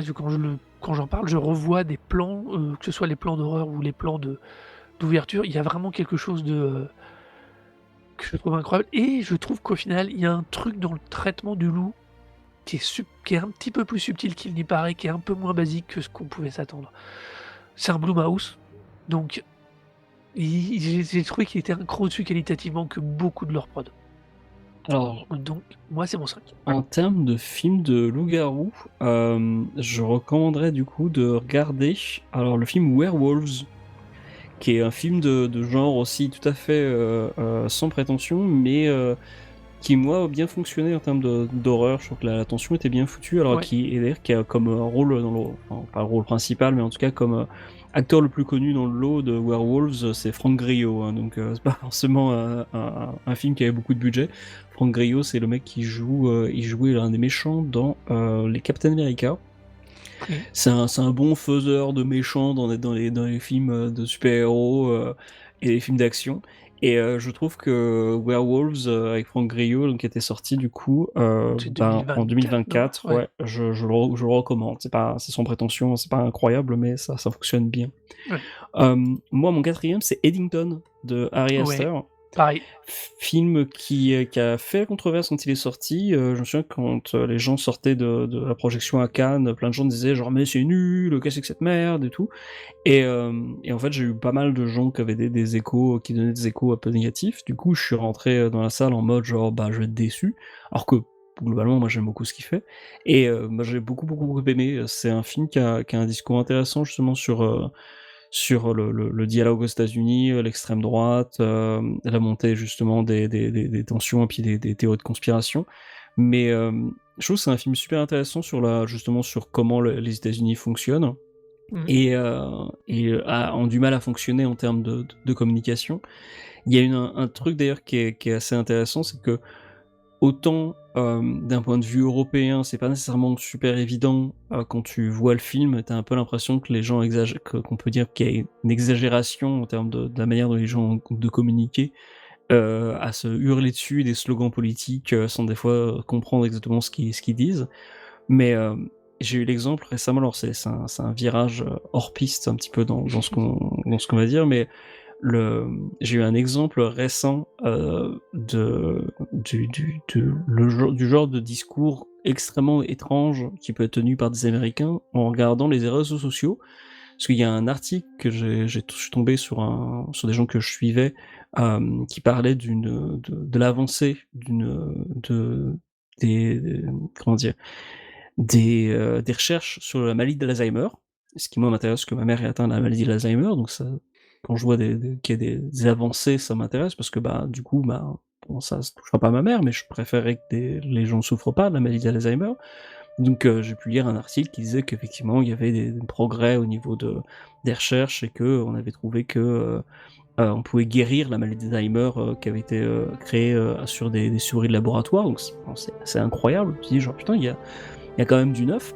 Et je regardais les commentaires sur Blue Sky des Américains, et la plupart des commentaires, il y avait un mélange de genre ah ça me fait vraiment, enfin ça me touche beaucoup parce que je connais des gens qui sont affectés, et le reste des commentaires c'était des gens qui disaient genre ah j'espère que Trump et machin ils pourront pas en bénéficier. Et tu te dis genre mais de quoi vous parlez? On parle de guérir une maladie, genre pourquoi vous ramenez ça à Trump quoi, genre qu'est-ce que c'est que le bordel? Alors je sais qu'il y a une conspiration comme quoi Trump serait en train de souffrir de démence et tout, mais genre on s'en bat les couilles, ça a aucun sens. Ouais, Et ça m'a vraiment refait penser à Eddington, oui. où tu vois quelque chose apparaître, une révélation est faite, ou quelque chose, une information apparaît, et immédiatement les gens s'en emparent en disant genre oui, mais ça a un rapport avec machin et truc. Tu fais genre wow, wow, wow, wow, wow, Mais calmez-vous. c'est les clivages, le clivage actuel d'ailleurs, c'est tellement ça, enfin, c'est très compliqué Et de ce point de vue-là, je trouve. Il y a c'est plus de justement modération. le film justement je trouve met bien en scène Oui, ce manque enfin genre le fait qu'il n'y a pas de modération et que du coup on passe totalement à côté de choses essentielles. Enfin je trouve que le film quand tu regardes, enfin c'est comme quand j'ai la manière dont j'ai eu de le comprendre, euh, il arrivait à avoir un discours assez construit en fait sur alors j'ai pas le terme en français, mais grifters, les gens les escrocs en gros. oui, C'est ça en gros, c'est les écrous, l'escroquerie. l'escroquerie. Et je trouve le film en fait met plus en valeur plus l'escroquerie intellectuelle qui peut être pratiquée par des gens qui sautent et du coup exploitent les tensions et les peurs des gens, plutôt que d'un discours politique en fait construit. La Je plupart suis des gens en fait qui sont c'est des escrocs en gros. C'est des gens qui essaient juste de profiter de la situation pour tirer la couverture sur eux. Et il y a un véritable discours à avoir, une analyse à faire sur ce qui est dit, ce qui est pas, ce qui est dit, mais surtout ce qui n'est pas fait par les personnages en fait globalement oui, dans le film. c'est ce que j'allais Euh, dire. Tout ce qui est hors champ ou non dit, ouais, et prend un impact énorme parce que leurs réactions parfois ou la manière dont sont gérés même le cadre, heu, c'est incroyable. Enfin, comme moi, c'était mon cadre aussi, hein, Eddington. ouais. C'est, et je trouve qu'on retrouve le Harry Aster de Midsommar, tu vois? Je trouve que Hmm. Bo is Afraid était un peu moins bon, Ah moi j'ai kiffé Boys of Fred. oui, il était bien, Ouais. mais je trouve qu'on est plus près du justement de le côté, bah, à nouveau double discours, double sens, vraie profondeur qu'il y avait dans Midsommar avec Eddington, heu et heu et je trouve que là, il est vraiment incroyable. Il gère ses acteurs autant sur le ce qui est dit et sur le non dit, enfin ce qui fait la force du cinéma, c'est-à-dire le champ et le hors champ, Ouais. et il va très, très loin là-dedans. Il est très costaud parce que du coup, il peut faire un film qui dit des choses, mais des fois sans les dire. Enfin, Ah il y a une vraie mais force. Je trouve que c'est un coup de maître de A24 d'avoir, signé ce film et fait ce et produit ce film, alors que, c'est pas du tout dans leur style habituel, on va dire, pour être poli. ouais. Et Il y a des vibrations un peu qui leur ressemblent, mais c'est vraiment, A24, ils sont en train de devenir très costauds, hein. ah mais ça, je suis tout à fait d'accord, et je pense que c'est un film, je sais pas s'il a trouvé son public quand il est sorti, mais qui, j'espère, continuera à trouver son public au fur et à mesure du temps, parce que je pense enfin, il dit beaucoup de choses super intéressantes, en fait. Et comme tu dis, beaucoup de choses qui ne sont pas dites. Enfin, Mmh. je suis vraiment fasciné par toute la place, donc la communauté américain natif, en fait, a dans le film, où, genre, les gens continuent leur vie alors que tout le monde hurle des slogans politiques, et tu fais genre, ouais, enfin, vous pourriez aussi parler aux gens qui souffrent du racisme, genre là, et genre personne leur parle. C'est vraiment, c'est affligeant à quel point t'as plein de personnages qui genre passent totalement à côté Et d'une des problèmes, alors que tous les gens qui sont affectés par ces problèmes-là, globalement dans le film, sont soit des victimes, soit totalement ignorés. Comme tu dis, là, genre le contre-champ complet. Et puis, bah, toute la problématique autour de l'usine, enfin, pas d'usine, l'usine, mais le centre pour intelligence artificielle qui est en train d'être construit et qui est absolument pas vraiment abordé par qui que ce soit Ouais.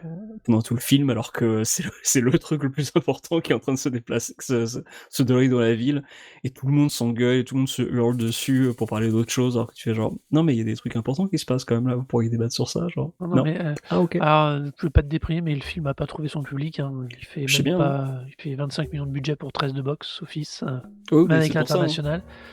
Je trouve en plus, le film d'autant plus, pertinent avec, ce qui s'est passé ces derniers jours, avec le ICE et Oui, non, mais c'est, ouais, enfin, c'est c'est vraiment un film qui a un vrai discours ouais, intéressant et construit, qui mérite véritablement enfin, d'être analysé et mmh, de, parce qu'effectivement, enfin, finalement, le constat qu'il dresse des États-Unis, c'est un constat finalement assez réaliste quand tu vois la manière dont les gens se interagissent et comment on passe d'une crise à un autre sans jamais adresser les problèmes de fond, quoi. mmh, Et enfin, c'est quelque chose qui peut d'ailleurs s'adresser au-delà des États-Unis, hein, donc ouais, non, oui, un film malheureusement. vraiment, oui, pour le coup, je vais pas non plus dire ah, c'est les Américains, ils sont fous, encore Ouais, en France, genre non, voilà, non, on on est est bien fous, mais d'accord, pas pareil et c'est pas mieux. c'est pas la même chose.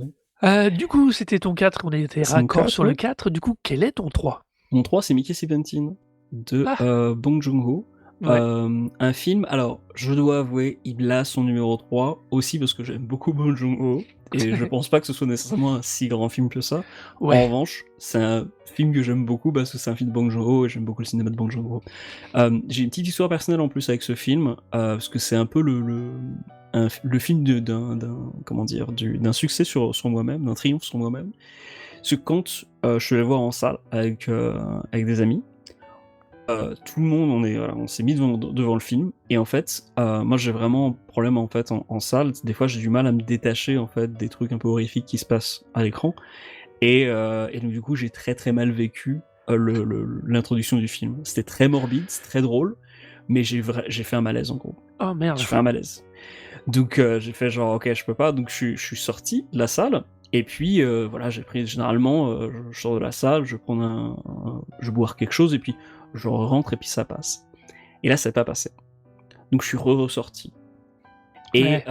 et je suis rentré et c'est pas du tout passé. Je me sentais vraiment très très mal. Et donc, du coup, je suis vraiment sorti et j'ai attendu mes amis pendant 2 heures. Le temps que tout le monde regarde le film et que moi j'attendais dehors, tu vois, il faisait beau en plus donc ça allait quoi. Mais j'étais vraiment en mode genre putain mais j'arrive pas. Et donc j'ai dû aller le revoir tout seul après avoir passé une séance de thérapie. Parce que je voyais un thérapeute à ce moment-là. Je voulais en voir spécialement quelqu'un pour aller voir Mickey 17. Mais bref, je suis allé voir mon thérapeute, j'en ai parlé et je suis allé le voir tout seul. Et j'ai pu trouver comment affronter mes craintes et mes tensions et ma manière d'approcher ce genre de truc où en fait généralement je me sens prisonnier en fait de l'action et je suis tellement focalisé sur l'action que j'ai du mal et je ressens de l'empathie pour le personnage et donc j'ai du mal à me détacher et du coup généralement je fais même des crises presque d'hypoglycémie quoi. C'est assez c'est un peu gênant. Mais là du coup Mickey 17 c'est en troisième position parce que non seulement c'est un bon film de SF bien Ouais. foutu, avec un casting plutôt très très cool, notamment d'ailleurs Tim Key en mascotte du régime totalitaire qui s'exporte dans les étoiles. Personnellement, je le trouve fantastique.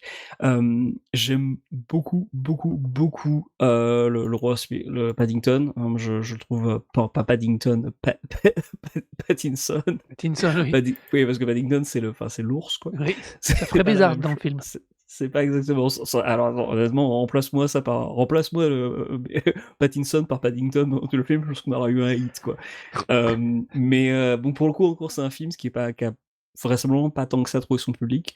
Mais moi, je le trouve vraiment très bien. J'ai passé un très super moment. C'est une bonne satire de SF. Solide, bien interprété, avec pas mal de belles idées visuelles. Est-ce que c'est un des meilleurs de Bong Joon-ho? Non. Il a été Euh, modérément accueilli, hein.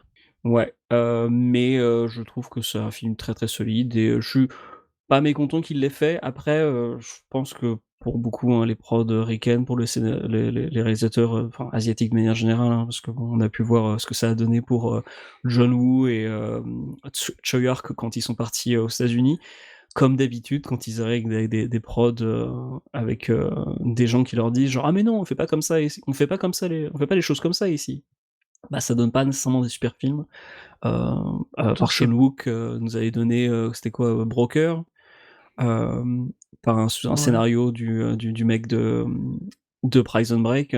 C'était pas nul, mais c'était anecdotique par rapport à tout ce qu'il a pu faire. Donc c'est le genre de film où je dis genre bon, je suis content qu'il ait pu faire ce film-là parce que j'imagine que c'est un scénario qui lui tenait à cœur et puis il a pu du coup faire des trucs qu'il aurait pas pu faire ailleurs. Mais bon, c'est des mecs que je préfère en Corée parce que bah en Corée ils Ouais, sont accueillis, mais ils sont bien accueillis, ils sont bien entourés et ils font des bien meilleurs films. Mais c'était bien. je sais Moi j'ai pas bien si aimé. si c'est vraiment qu'une question de prod là pour le coup, parce que c'est Plan B, c'est la boîte de Brad Pitt, Ouais, qui est plutôt malin dans ses prods. En général, quand il produit des gens comme ça, il est plutôt cohérent, il les fait pas chier quoi, ouais. il l'a trop vu ailleurs, faut être honnête. Je pense plus que les gens en attendaient beaucoup de choses après, Parasite. après Parasite, après, Okja pardon. Ouais. Même le Snowpiercer a pas eu le même succès. Je pense qu'on est plus proche du Snowpiercer que de Parasite et les gens attendaient un nouveau Parasite et je Ouais. pense que c'est pour ça que l'accueil a été très, tendu. Snowpiercer Après je d'ailleurs trouve que qui a un succès, je pense qui en fait qui a pas trouvé son succès en salle, mais qui l'a trouvé au fur et à mesure progressivement après en fait. et puis aussi avec le succès de Chris Evans. Oui, et puis d'ailleurs aussi Snowpiercer qui a eu aussi son adaptation série. Ouais, Et sur qui c'est Netflix. et on avait parlé, et tu sais qui est-ce qui est dans le premier rôle de la série Snowpiercer? Non, j'ai même pas regardé. Le rappeur de Clipping. Ah oui, si, c'est vrai, en plus tu me C'est l'avais lui déjà qui dit. joue, qui a le premier rôle dans la série Snowpiercer. On revient toujours sur Clipping. Oui, oui, on tourne en rond. C'est le cercle infernal, mais effectivement, ouais, c'est lui il est aussi acteur et d'ailleurs scénariste. Et mais là, il est acteur dans la série Netflix Snowpiercer. Bah, ouais. Mon 3 à moi maintenant, c'est aussi de la SF, c'est aussi de l'OSF un peu, horreur action, comme ça. C'est The Gorge, qui était sorti sur Ah Apple TV, oui! qui avait été une énorme surprise pour moi parce que, un film de comédie romantique science-fictionnelle horreur, c'est tellement pas courant et c'est incroyablement maîtrisé de bout en bout. Il y a un plot twist à la milieu du film qui est ouf. J'avais été incroyablement surpris, j'avais trouvé qu'en plus la DA était plutôt cool et plutôt originale. Super monster design. Ouais, ouais, super monster design par un réalisateur qui jusqu'ici Urban Legend Final Cut, Hellraiser Inferno, le Sinister, comment dire? Doctor Strange, c'était pas la folie, la filmo. Ah, le Doctor Heu, Strange était pas nul, mais il était pas intéressant. alors, son il était alors, à l'époque, en 2016, à l'époque, c'était quand même un des Marvel les plus intéressants. Mais je crois que Oui, c'était plus lié au personnage et au traitement de Cumberbatch le réalisateur. C'est oui, non, je dis juste que c'est un film tout à fait, c'est un film regardable, mais en soi, voilà, c'est pas du grand cinéma du tout, quoi. C'est un parce Marvel, de toute façon, il y a pas de grand film de Marvel, il y a juste voilà des bons divertissements, quoi. et du coup, c'est vrai que moi The Gorge, c'est un peu comme un autre d'autres albums dont on a parlé et c'est marrant, c'est un film qui me revient régulièrement en tête. Je l'ai revu une deuxième fois il y a pas si longtemps que ça. Je sais que je me le reverrai une troisième fois parce qu'il y a vraiment un truc que j'aime dans ce film et le coup de tout nous prendre par le biais, bon je vous le vends, hein, quand même, hein, de la comédie, enfin, du romantique, de la relation romantique, ça me rend ça Ouais, puis m'éclate. et puis c'est un couple qui fonctionne. C'est-à-dire Oui, que il fonctionne à l'écran. tu les vois et tu te dis genre: «Ah, c'est un couple». Ouais, il Il y a fonctionne à pas l'écran. tu pas l'impression que c'est juste 2 acteurs qu'on a mis là, genre, ils ont une vraie dynamique de couple, tu as l'impression de les voir tomber amoureux, l'un de l'autre au fur et à mesure du fil de film, c'est très, très bien foutu. Voilà, donc voilà, pareil comme toi, un petit truc de SF, alors moins d'un réalisateur beaucoup moins connu et beaucoup moins le A-list.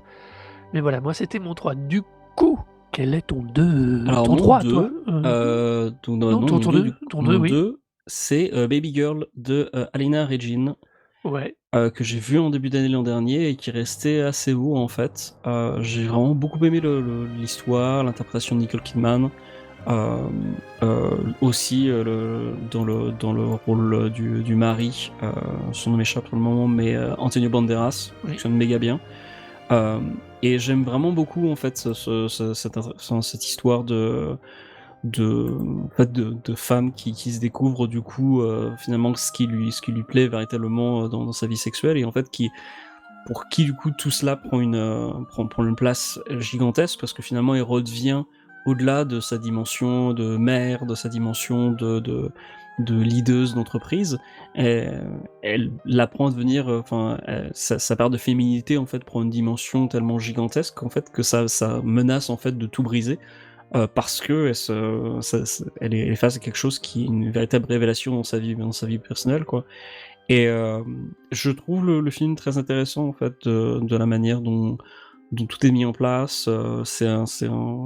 Un film avec des personnages qui sont pas évidents et pour lequel peux avoir beaucoup de compatir énormément sans pour autant te mettre de leur côté et dire genre ah ouais non elle a totalement raison genre non je pense qu'il y a pratiquement aucun personnage dans ce film qui a totalement raison. C'est même très clair. En revanche, le discours qui est tenu par rapport à justement la sexualité et par rapport à la féminité, je trouvais très intéressant. Et pour le coup, enfin, même si c'est quelque chose qui m'intéresse pas spécialement et donc auquel je connais pas énormément de choses, les questions de SM aussi m'ont paru aussi traitées de manière assez intelligente aussi, et vraiment bien mise en scène et qui allait au-delà en fait des clichés que tu pourrais avoir je te donne des ordres, je prends du plaisir à ce qu'on me donne des ordres, ce genre de délire, quoi. Donc ouais, un film plutôt intéressant. Je sais pas s'il a trouvé un public. J'ai l'impression il a eu un bon succès.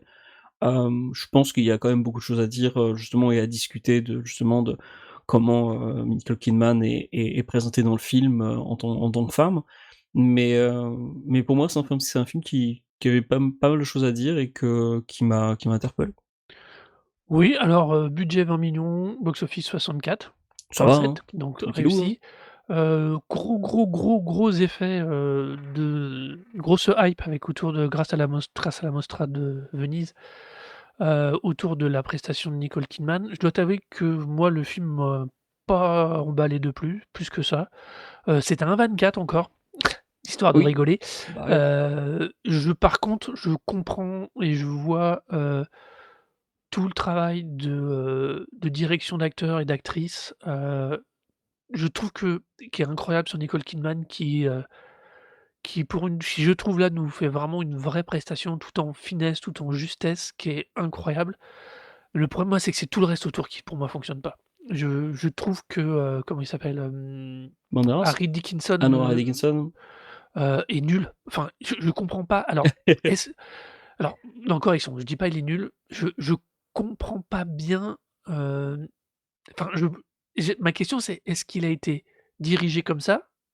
Ou est-ce qu'elle a pas réussi à en obtenir mieux?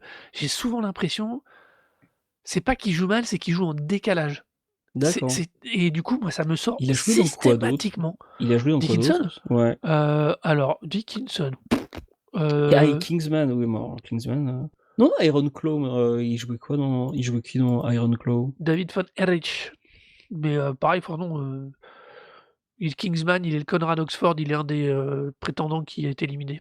D'accord, OK, alors, bah, Non, j'ai surtout retenu, Iron Claw, je me souviens plus exactement de lui en tant que tel, mais Iron Claw, c'est quand même un bon film qui film, ouais. m'avait bien ouais, c'était très bien, ouais, Mais je l'ai vu à la maison, mais c'était voilà, très, très bien moi je foutu, me ouais. souvenais de la réalisatrice pour Bodies, qui était très rigolo, très fun. Oui! Putain, moi j'avais adoré Voilà, Bodies, c'est super film et Bodies. je dois t'avouer que le grand écart avec celui-là, en termes de prod est assez étonnant. Après c'est quelqu'un la réalisatrice qui a une énorme carrière en tant qu'actrice, qui a tourné dans Valkyrie de Bryan Singer, Tour de force de Zuber, enfin qui a vraiment une énorme carrière, qui est des Pays-Bas, qui est néerlandaise, pour info quand même, et du coup, je pense que c'est quelqu'un à surveiller, mais c'est vrai que moi j'ai pas du tout adhéré, à Baby Girl. Je comprends, enfin, je vois, il y a tout un travail et je trouve que la réal est un poil, j'arrive pas à savoir si elle est elle-même happée parce qu'elle arrive à faire aux acteurs et du coup, si elle oublie un peu sa caméra, enfin, elle oublie un peu le côté mise en scène. Mais il y a vraiment un truc, moi, qui m'a chiffonné. Je suis vraiment pas rentré dans le film à aucun moment, quoi. D'accord. Mais, je dis pas que c'est mauvais, c'est juste moi, je suis vraiment pas rentré Ah oui, dedans, tu là, pas pour le rentré dans le coup. truc. Mais vu le Très bien. succès et vu les retours critiques, je pense que c'est plus moi. Et Oui. du coup, c'est quoi ton, Alors numéro mon 2? 2, il va à mon avis te faire hurler à la mort. Mon Dieu, Heu, c'est oui, Avatar. non, c'est le Superman de James Gunn. Ah ben non, non, alors moi en revanche, je mets jamais dans mes top 10 de films de super-héros parce que c'est rarement des choses qui Alors, même pas rarement, c'est de manière globale, c'est généralement des films que je vois un peu à part. En revanche, j'ai adoré le Superman de James Gunn. voilà et bah, tu viens de résumer l'exact truc de pourquoi il est là. Heu, on a déjà évoqué Marvel indirectement, j'en peux plus. Pourtant, je suis pourtant, 1er à avoir été amoureux de tout ce qui avait été capable de nous montrer à l'écran, même des fois mal, mais au moins on avait ce qu'on avait dans les comics, on les avait à l'écran. On peut penser ce qu'on veut, on a déjà parlé de Snyder, de Zack Snyder et de ce qu'il a fait chez DC. À défaut d'aimer ou pas, c'était cohérent. Il y avait quelque chose. James Gunn arrive auréolé de ce qu'il a fait avec les Gardiens de la Galaxie, il attaque Superman et je dois avouer que j'y étais, mais alors avec un niveau de recul et de pincette et je me suis fait cueillir. Je trouve que l'ouverture du film, le traitement du personnage, il y a des séquences que je trouve mémorables, bien plus du niveau du Superman de Christopher Reeve que certains ont sens, des fois un peu trop je trouve, parce qu'il était bien, mais faut pas déconner, oui il était le premier, mais il était pas non plus, enfin il y a quand même des trucs un peu très faciles dans le Superman avec Christopher Reeve, mais je trouve que là, il fait un truc que je trouve absolument génial. Il y a une des séquences pour moi qui reste phare, c'est la séquence où ils discutent avec Lois Lane. Ils sont dans l'appartement après s'être Ah disputés, oui, après la fausse interview, et derrière, il y a la Justice League qui est en train de combattre une amie. ouais, c'était Et cool enfin, cette c'est scène. pas la Justice League, et eux ont un dialogue qui est hyper important pour l'évolution du personnage, pour la mise en place de ce que va être le Superman qui va permettre de vaincre le méchant. Fondamentalement, en soi, on s'en fout. Le méchant qui est, je vous spoil, hein, je m'en fous pour celui-là, hein, qui est son clone, enfin, qui est, donc c'est pas la question. Donc il y a un vrai truc de mise en perspective qui est là. Et en arrière-plan, James Gunn, il nous fait une baston avec une amibe géante qui est plus grande que les tours, avec les 3 autres super-héros en train de... Et c'est une façon de dire: «Bah ouais, c'est vous inquiétez pas, c'est normal que des fois, il soit pas là». Il y a une façon de retraiter tout le reste de l'univers, des univers d'ailleurs globalement, comics et films, de dire, c'est quand même surprenant que dans un monde où dans le même univers partagé où tu as les Avengers, les X-Men, bah, ils se croisent finalement pas tant que ça. Et que là, lui nous fait en une scène qui en plus est quand même costaud par rapport au personnage et à ce qu'il veut faire de son Superman, et ben il nous refait ça en arrière-plan. Et du coup, j'ai retrouvé quelque chose de frais, de riche, d'intéressant dans un film de super-héros et en plus dans un film de Superman. Moi j'étais très client de Man of Steel, du premier, pas d bon pour la suite c'est autre chose, mais je trouve que là, il y a vraiment quelque chose, il y a vraiment une trouvaille. Il y a un truc un peu fun, avec l'histoire du chien. Oui, On va voir ce qu'il en fait. oui. Parce que je l'ai vu réapparaître dans la bande, annonce de Supergirl, puisqu'elle ça elle le récupère dans le film. Heu, on va voir ce qu'elle en fait. Il y a un truc à faire aussi avec Supergirl, vu comment il a décidé l'angle qu'il a décidé de faire avec, qui renvoie à un comics qui était assez cool de Supergirl, il y a 5-6 ans maintenant. Ah non, pas de Peter David, donc oui, un truc plus récent. Heu il y a vraiment un truc et du coup, bah, ouais, au final, c'est un de mes plus gros, moments good feeling de cette année au cinéma et du coup, bah, ouais, ce Superman de James Gunn, il est en 2 quoi.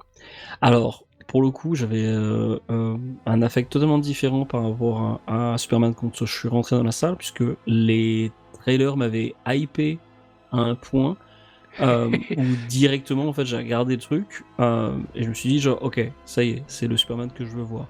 Je hais Man of Steel, je Je sais. déteste Zack Snyder, je trouve que c'est un type qui doit pourrir en enfer et Man of Steel est une bouse infâme que j'ai regardé seulement parce que ma partenaire, quand on a commencé à sortir ensemble, m'a dit: «Il faudrait que tu le vois», et elle pris juste un malin plaisir à me regarder hurler devant l'écran parce que Ellie savait, et elle savait que j'allais détester, et donc du coup on a passé un très bon moment, moi qui disais genre: «Mais c'est pas possible, attends, c'est nul», et à côté ma partenaire qui faisait genre: «Oui, oui, je comprends pourquoi t'aimes pas, mais moi j'aime bien». Et au final, maintenant, on est tous les deux d'accord pour dire que bah, c'est nul parce que autant il n'aimait pas Superman avant, mais maintenant beaucoup plus, grâce justement à une des grosses influences de Superman qui est All Star Superman de Grant Morrison et Frank Whiteley. S'il y a une BD à lire après avoir vu le Superman de James Gunn, c'est celle-ci. C'est clairement la plus grosse influence qu'il peut y avoir. Elle est sortie d'ailleurs un petit volume VF pour 10 euros ou moins de 10 euros. Jetez-vous sur ça, c'est absolument génial. Et ouais, moi je suis entré dans la salle en mode genre ça va être trop bien. Et j'étais voilà, j'ai adoré le voir, je l'ai même vu 2 fois d'ailleurs en salle, seul et puis après avec ma partenaire quand elle était disponible. Et ouais, non, c'était vraiment un très bon moment, très très fun, bon discours politique, plutôt intéressant sur le personnage de Superman. Ouais, très belle mise en scène, vraiment très bien. Il est pas du tout dans mon top 10 parce que bah voilà, les films de super-héros généralement je les mets à côté et je trouve qu'il m'a apporté tout de même plus de fun que d'émotion et de stimulation intellectuelle, on va dire. Pire, enfin voilà, je passe peut-être pour un branleur intello, mais voilà, j'ai pas été tant stimulé par ce film. En revanche, d'un point de vue juste émotionnel, c'est un film sur lequel je vais revenir inlassablement et prendre beaucoup de plaisir parce que bah, c'était très cool. Et d'ailleurs, James Gunn, si on fait un autre lien avec nos recommandations musicales, c'est aussi le type qui a mis en valeur sur son Twitter, enfin sur ses messages de médias sociaux, un rappeur qu'on aime bien, c'est-à-dire Aesop Rock, voilà. Oui. Et Open Mike Eagle aussi, mais donc du coup, si vous aimez James Gunn et que vous aimez Superman, peut-être que vous devriez écouter Aesop Rock. Hey.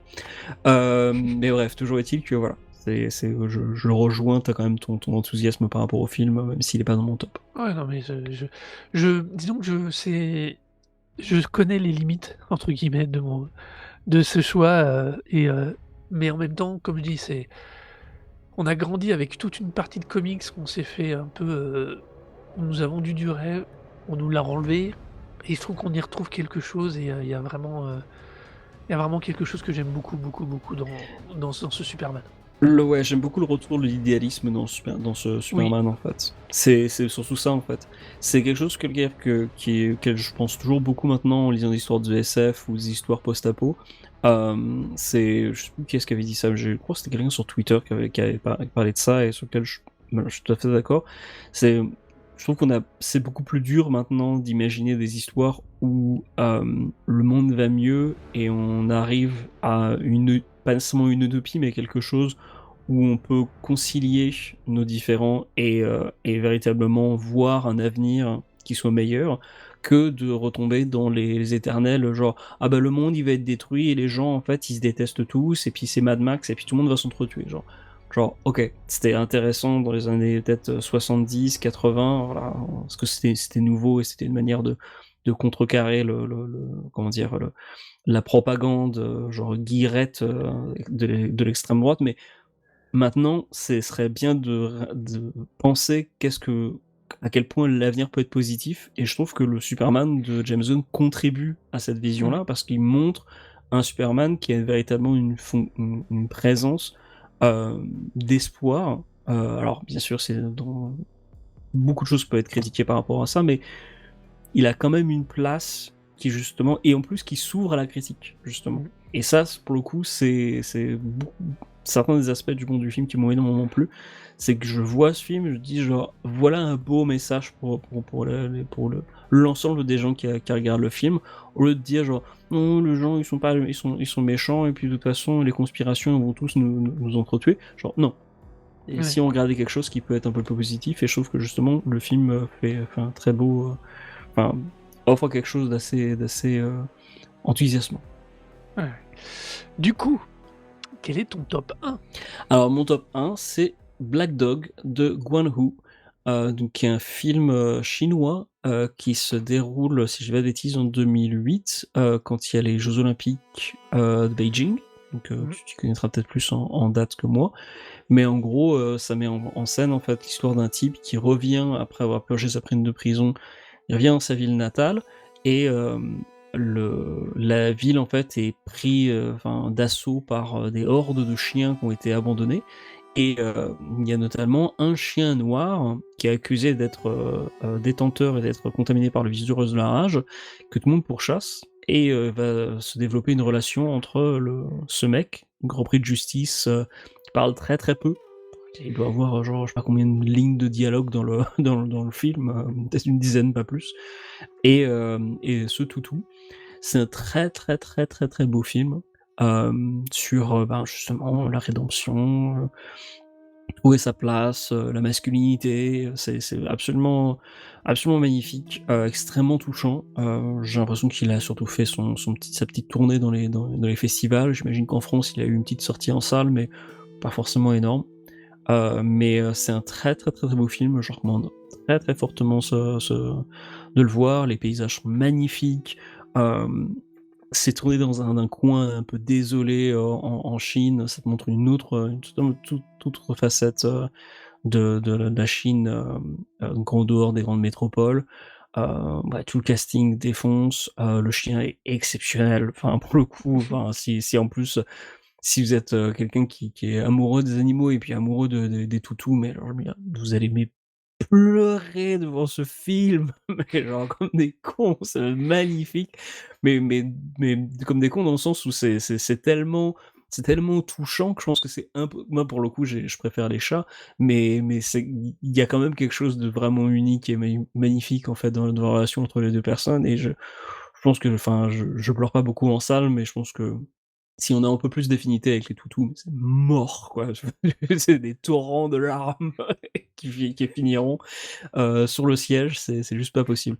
Non, c'est un très, très, très, très beau film, et j'ai très, très vite trouvé sa place comme numéro un pour moi dans mon top ciné de 2025. Et Alors, donc, du coup, pas vu, vas-y. Ah bah pas écoute, vu, je sorti t'encourage à en le voir. France en mars 2025, mais il était passé au Festival de Cannes en mai 2024.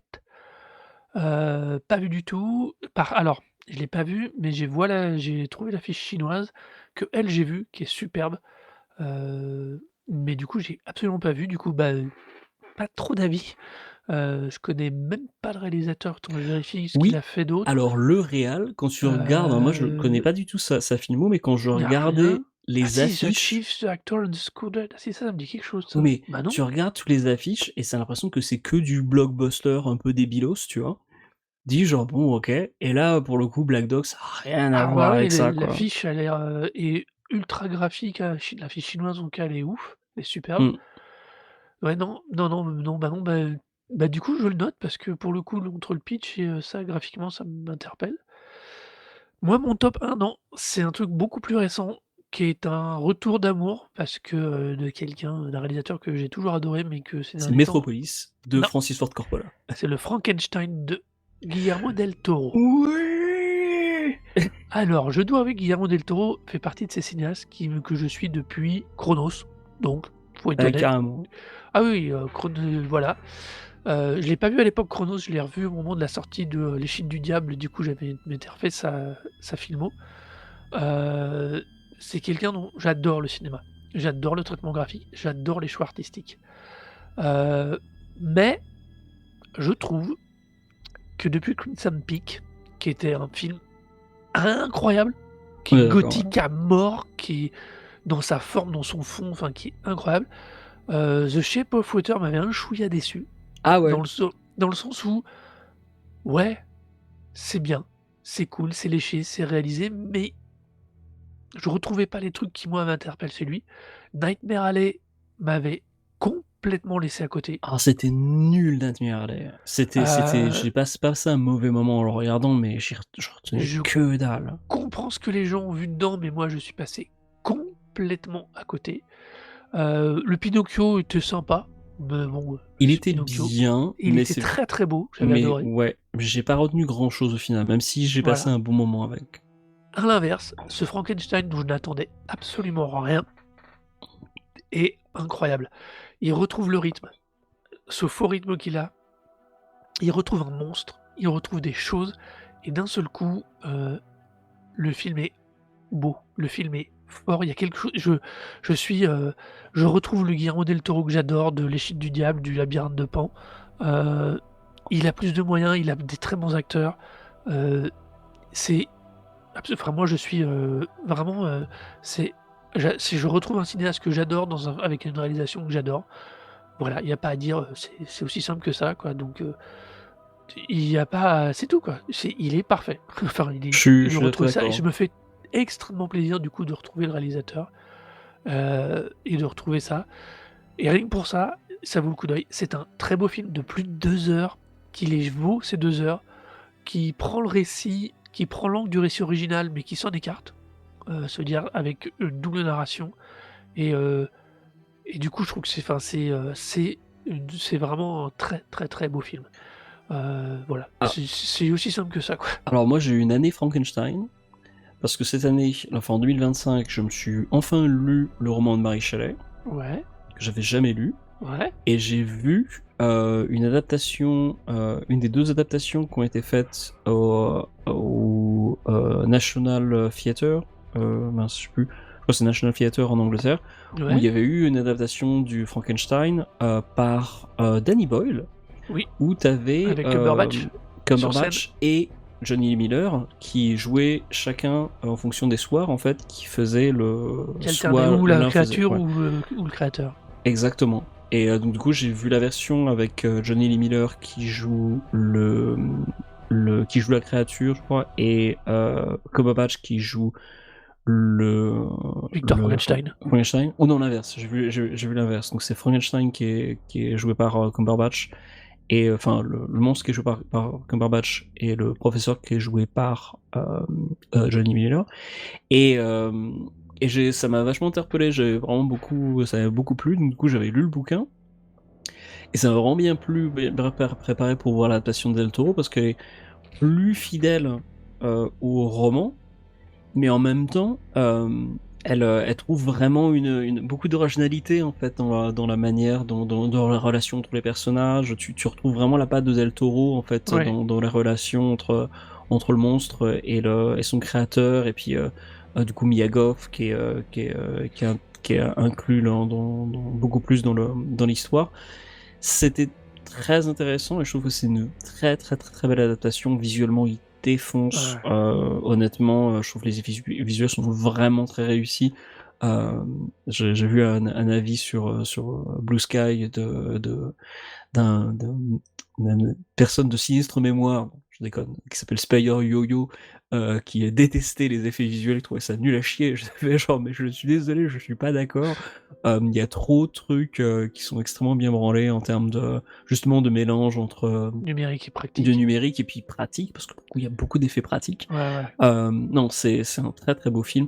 Puis alors, désolé, l'interprétation du professeur, donc Oscar Isaac. par Oscar Isaac, est juste mais fantastique.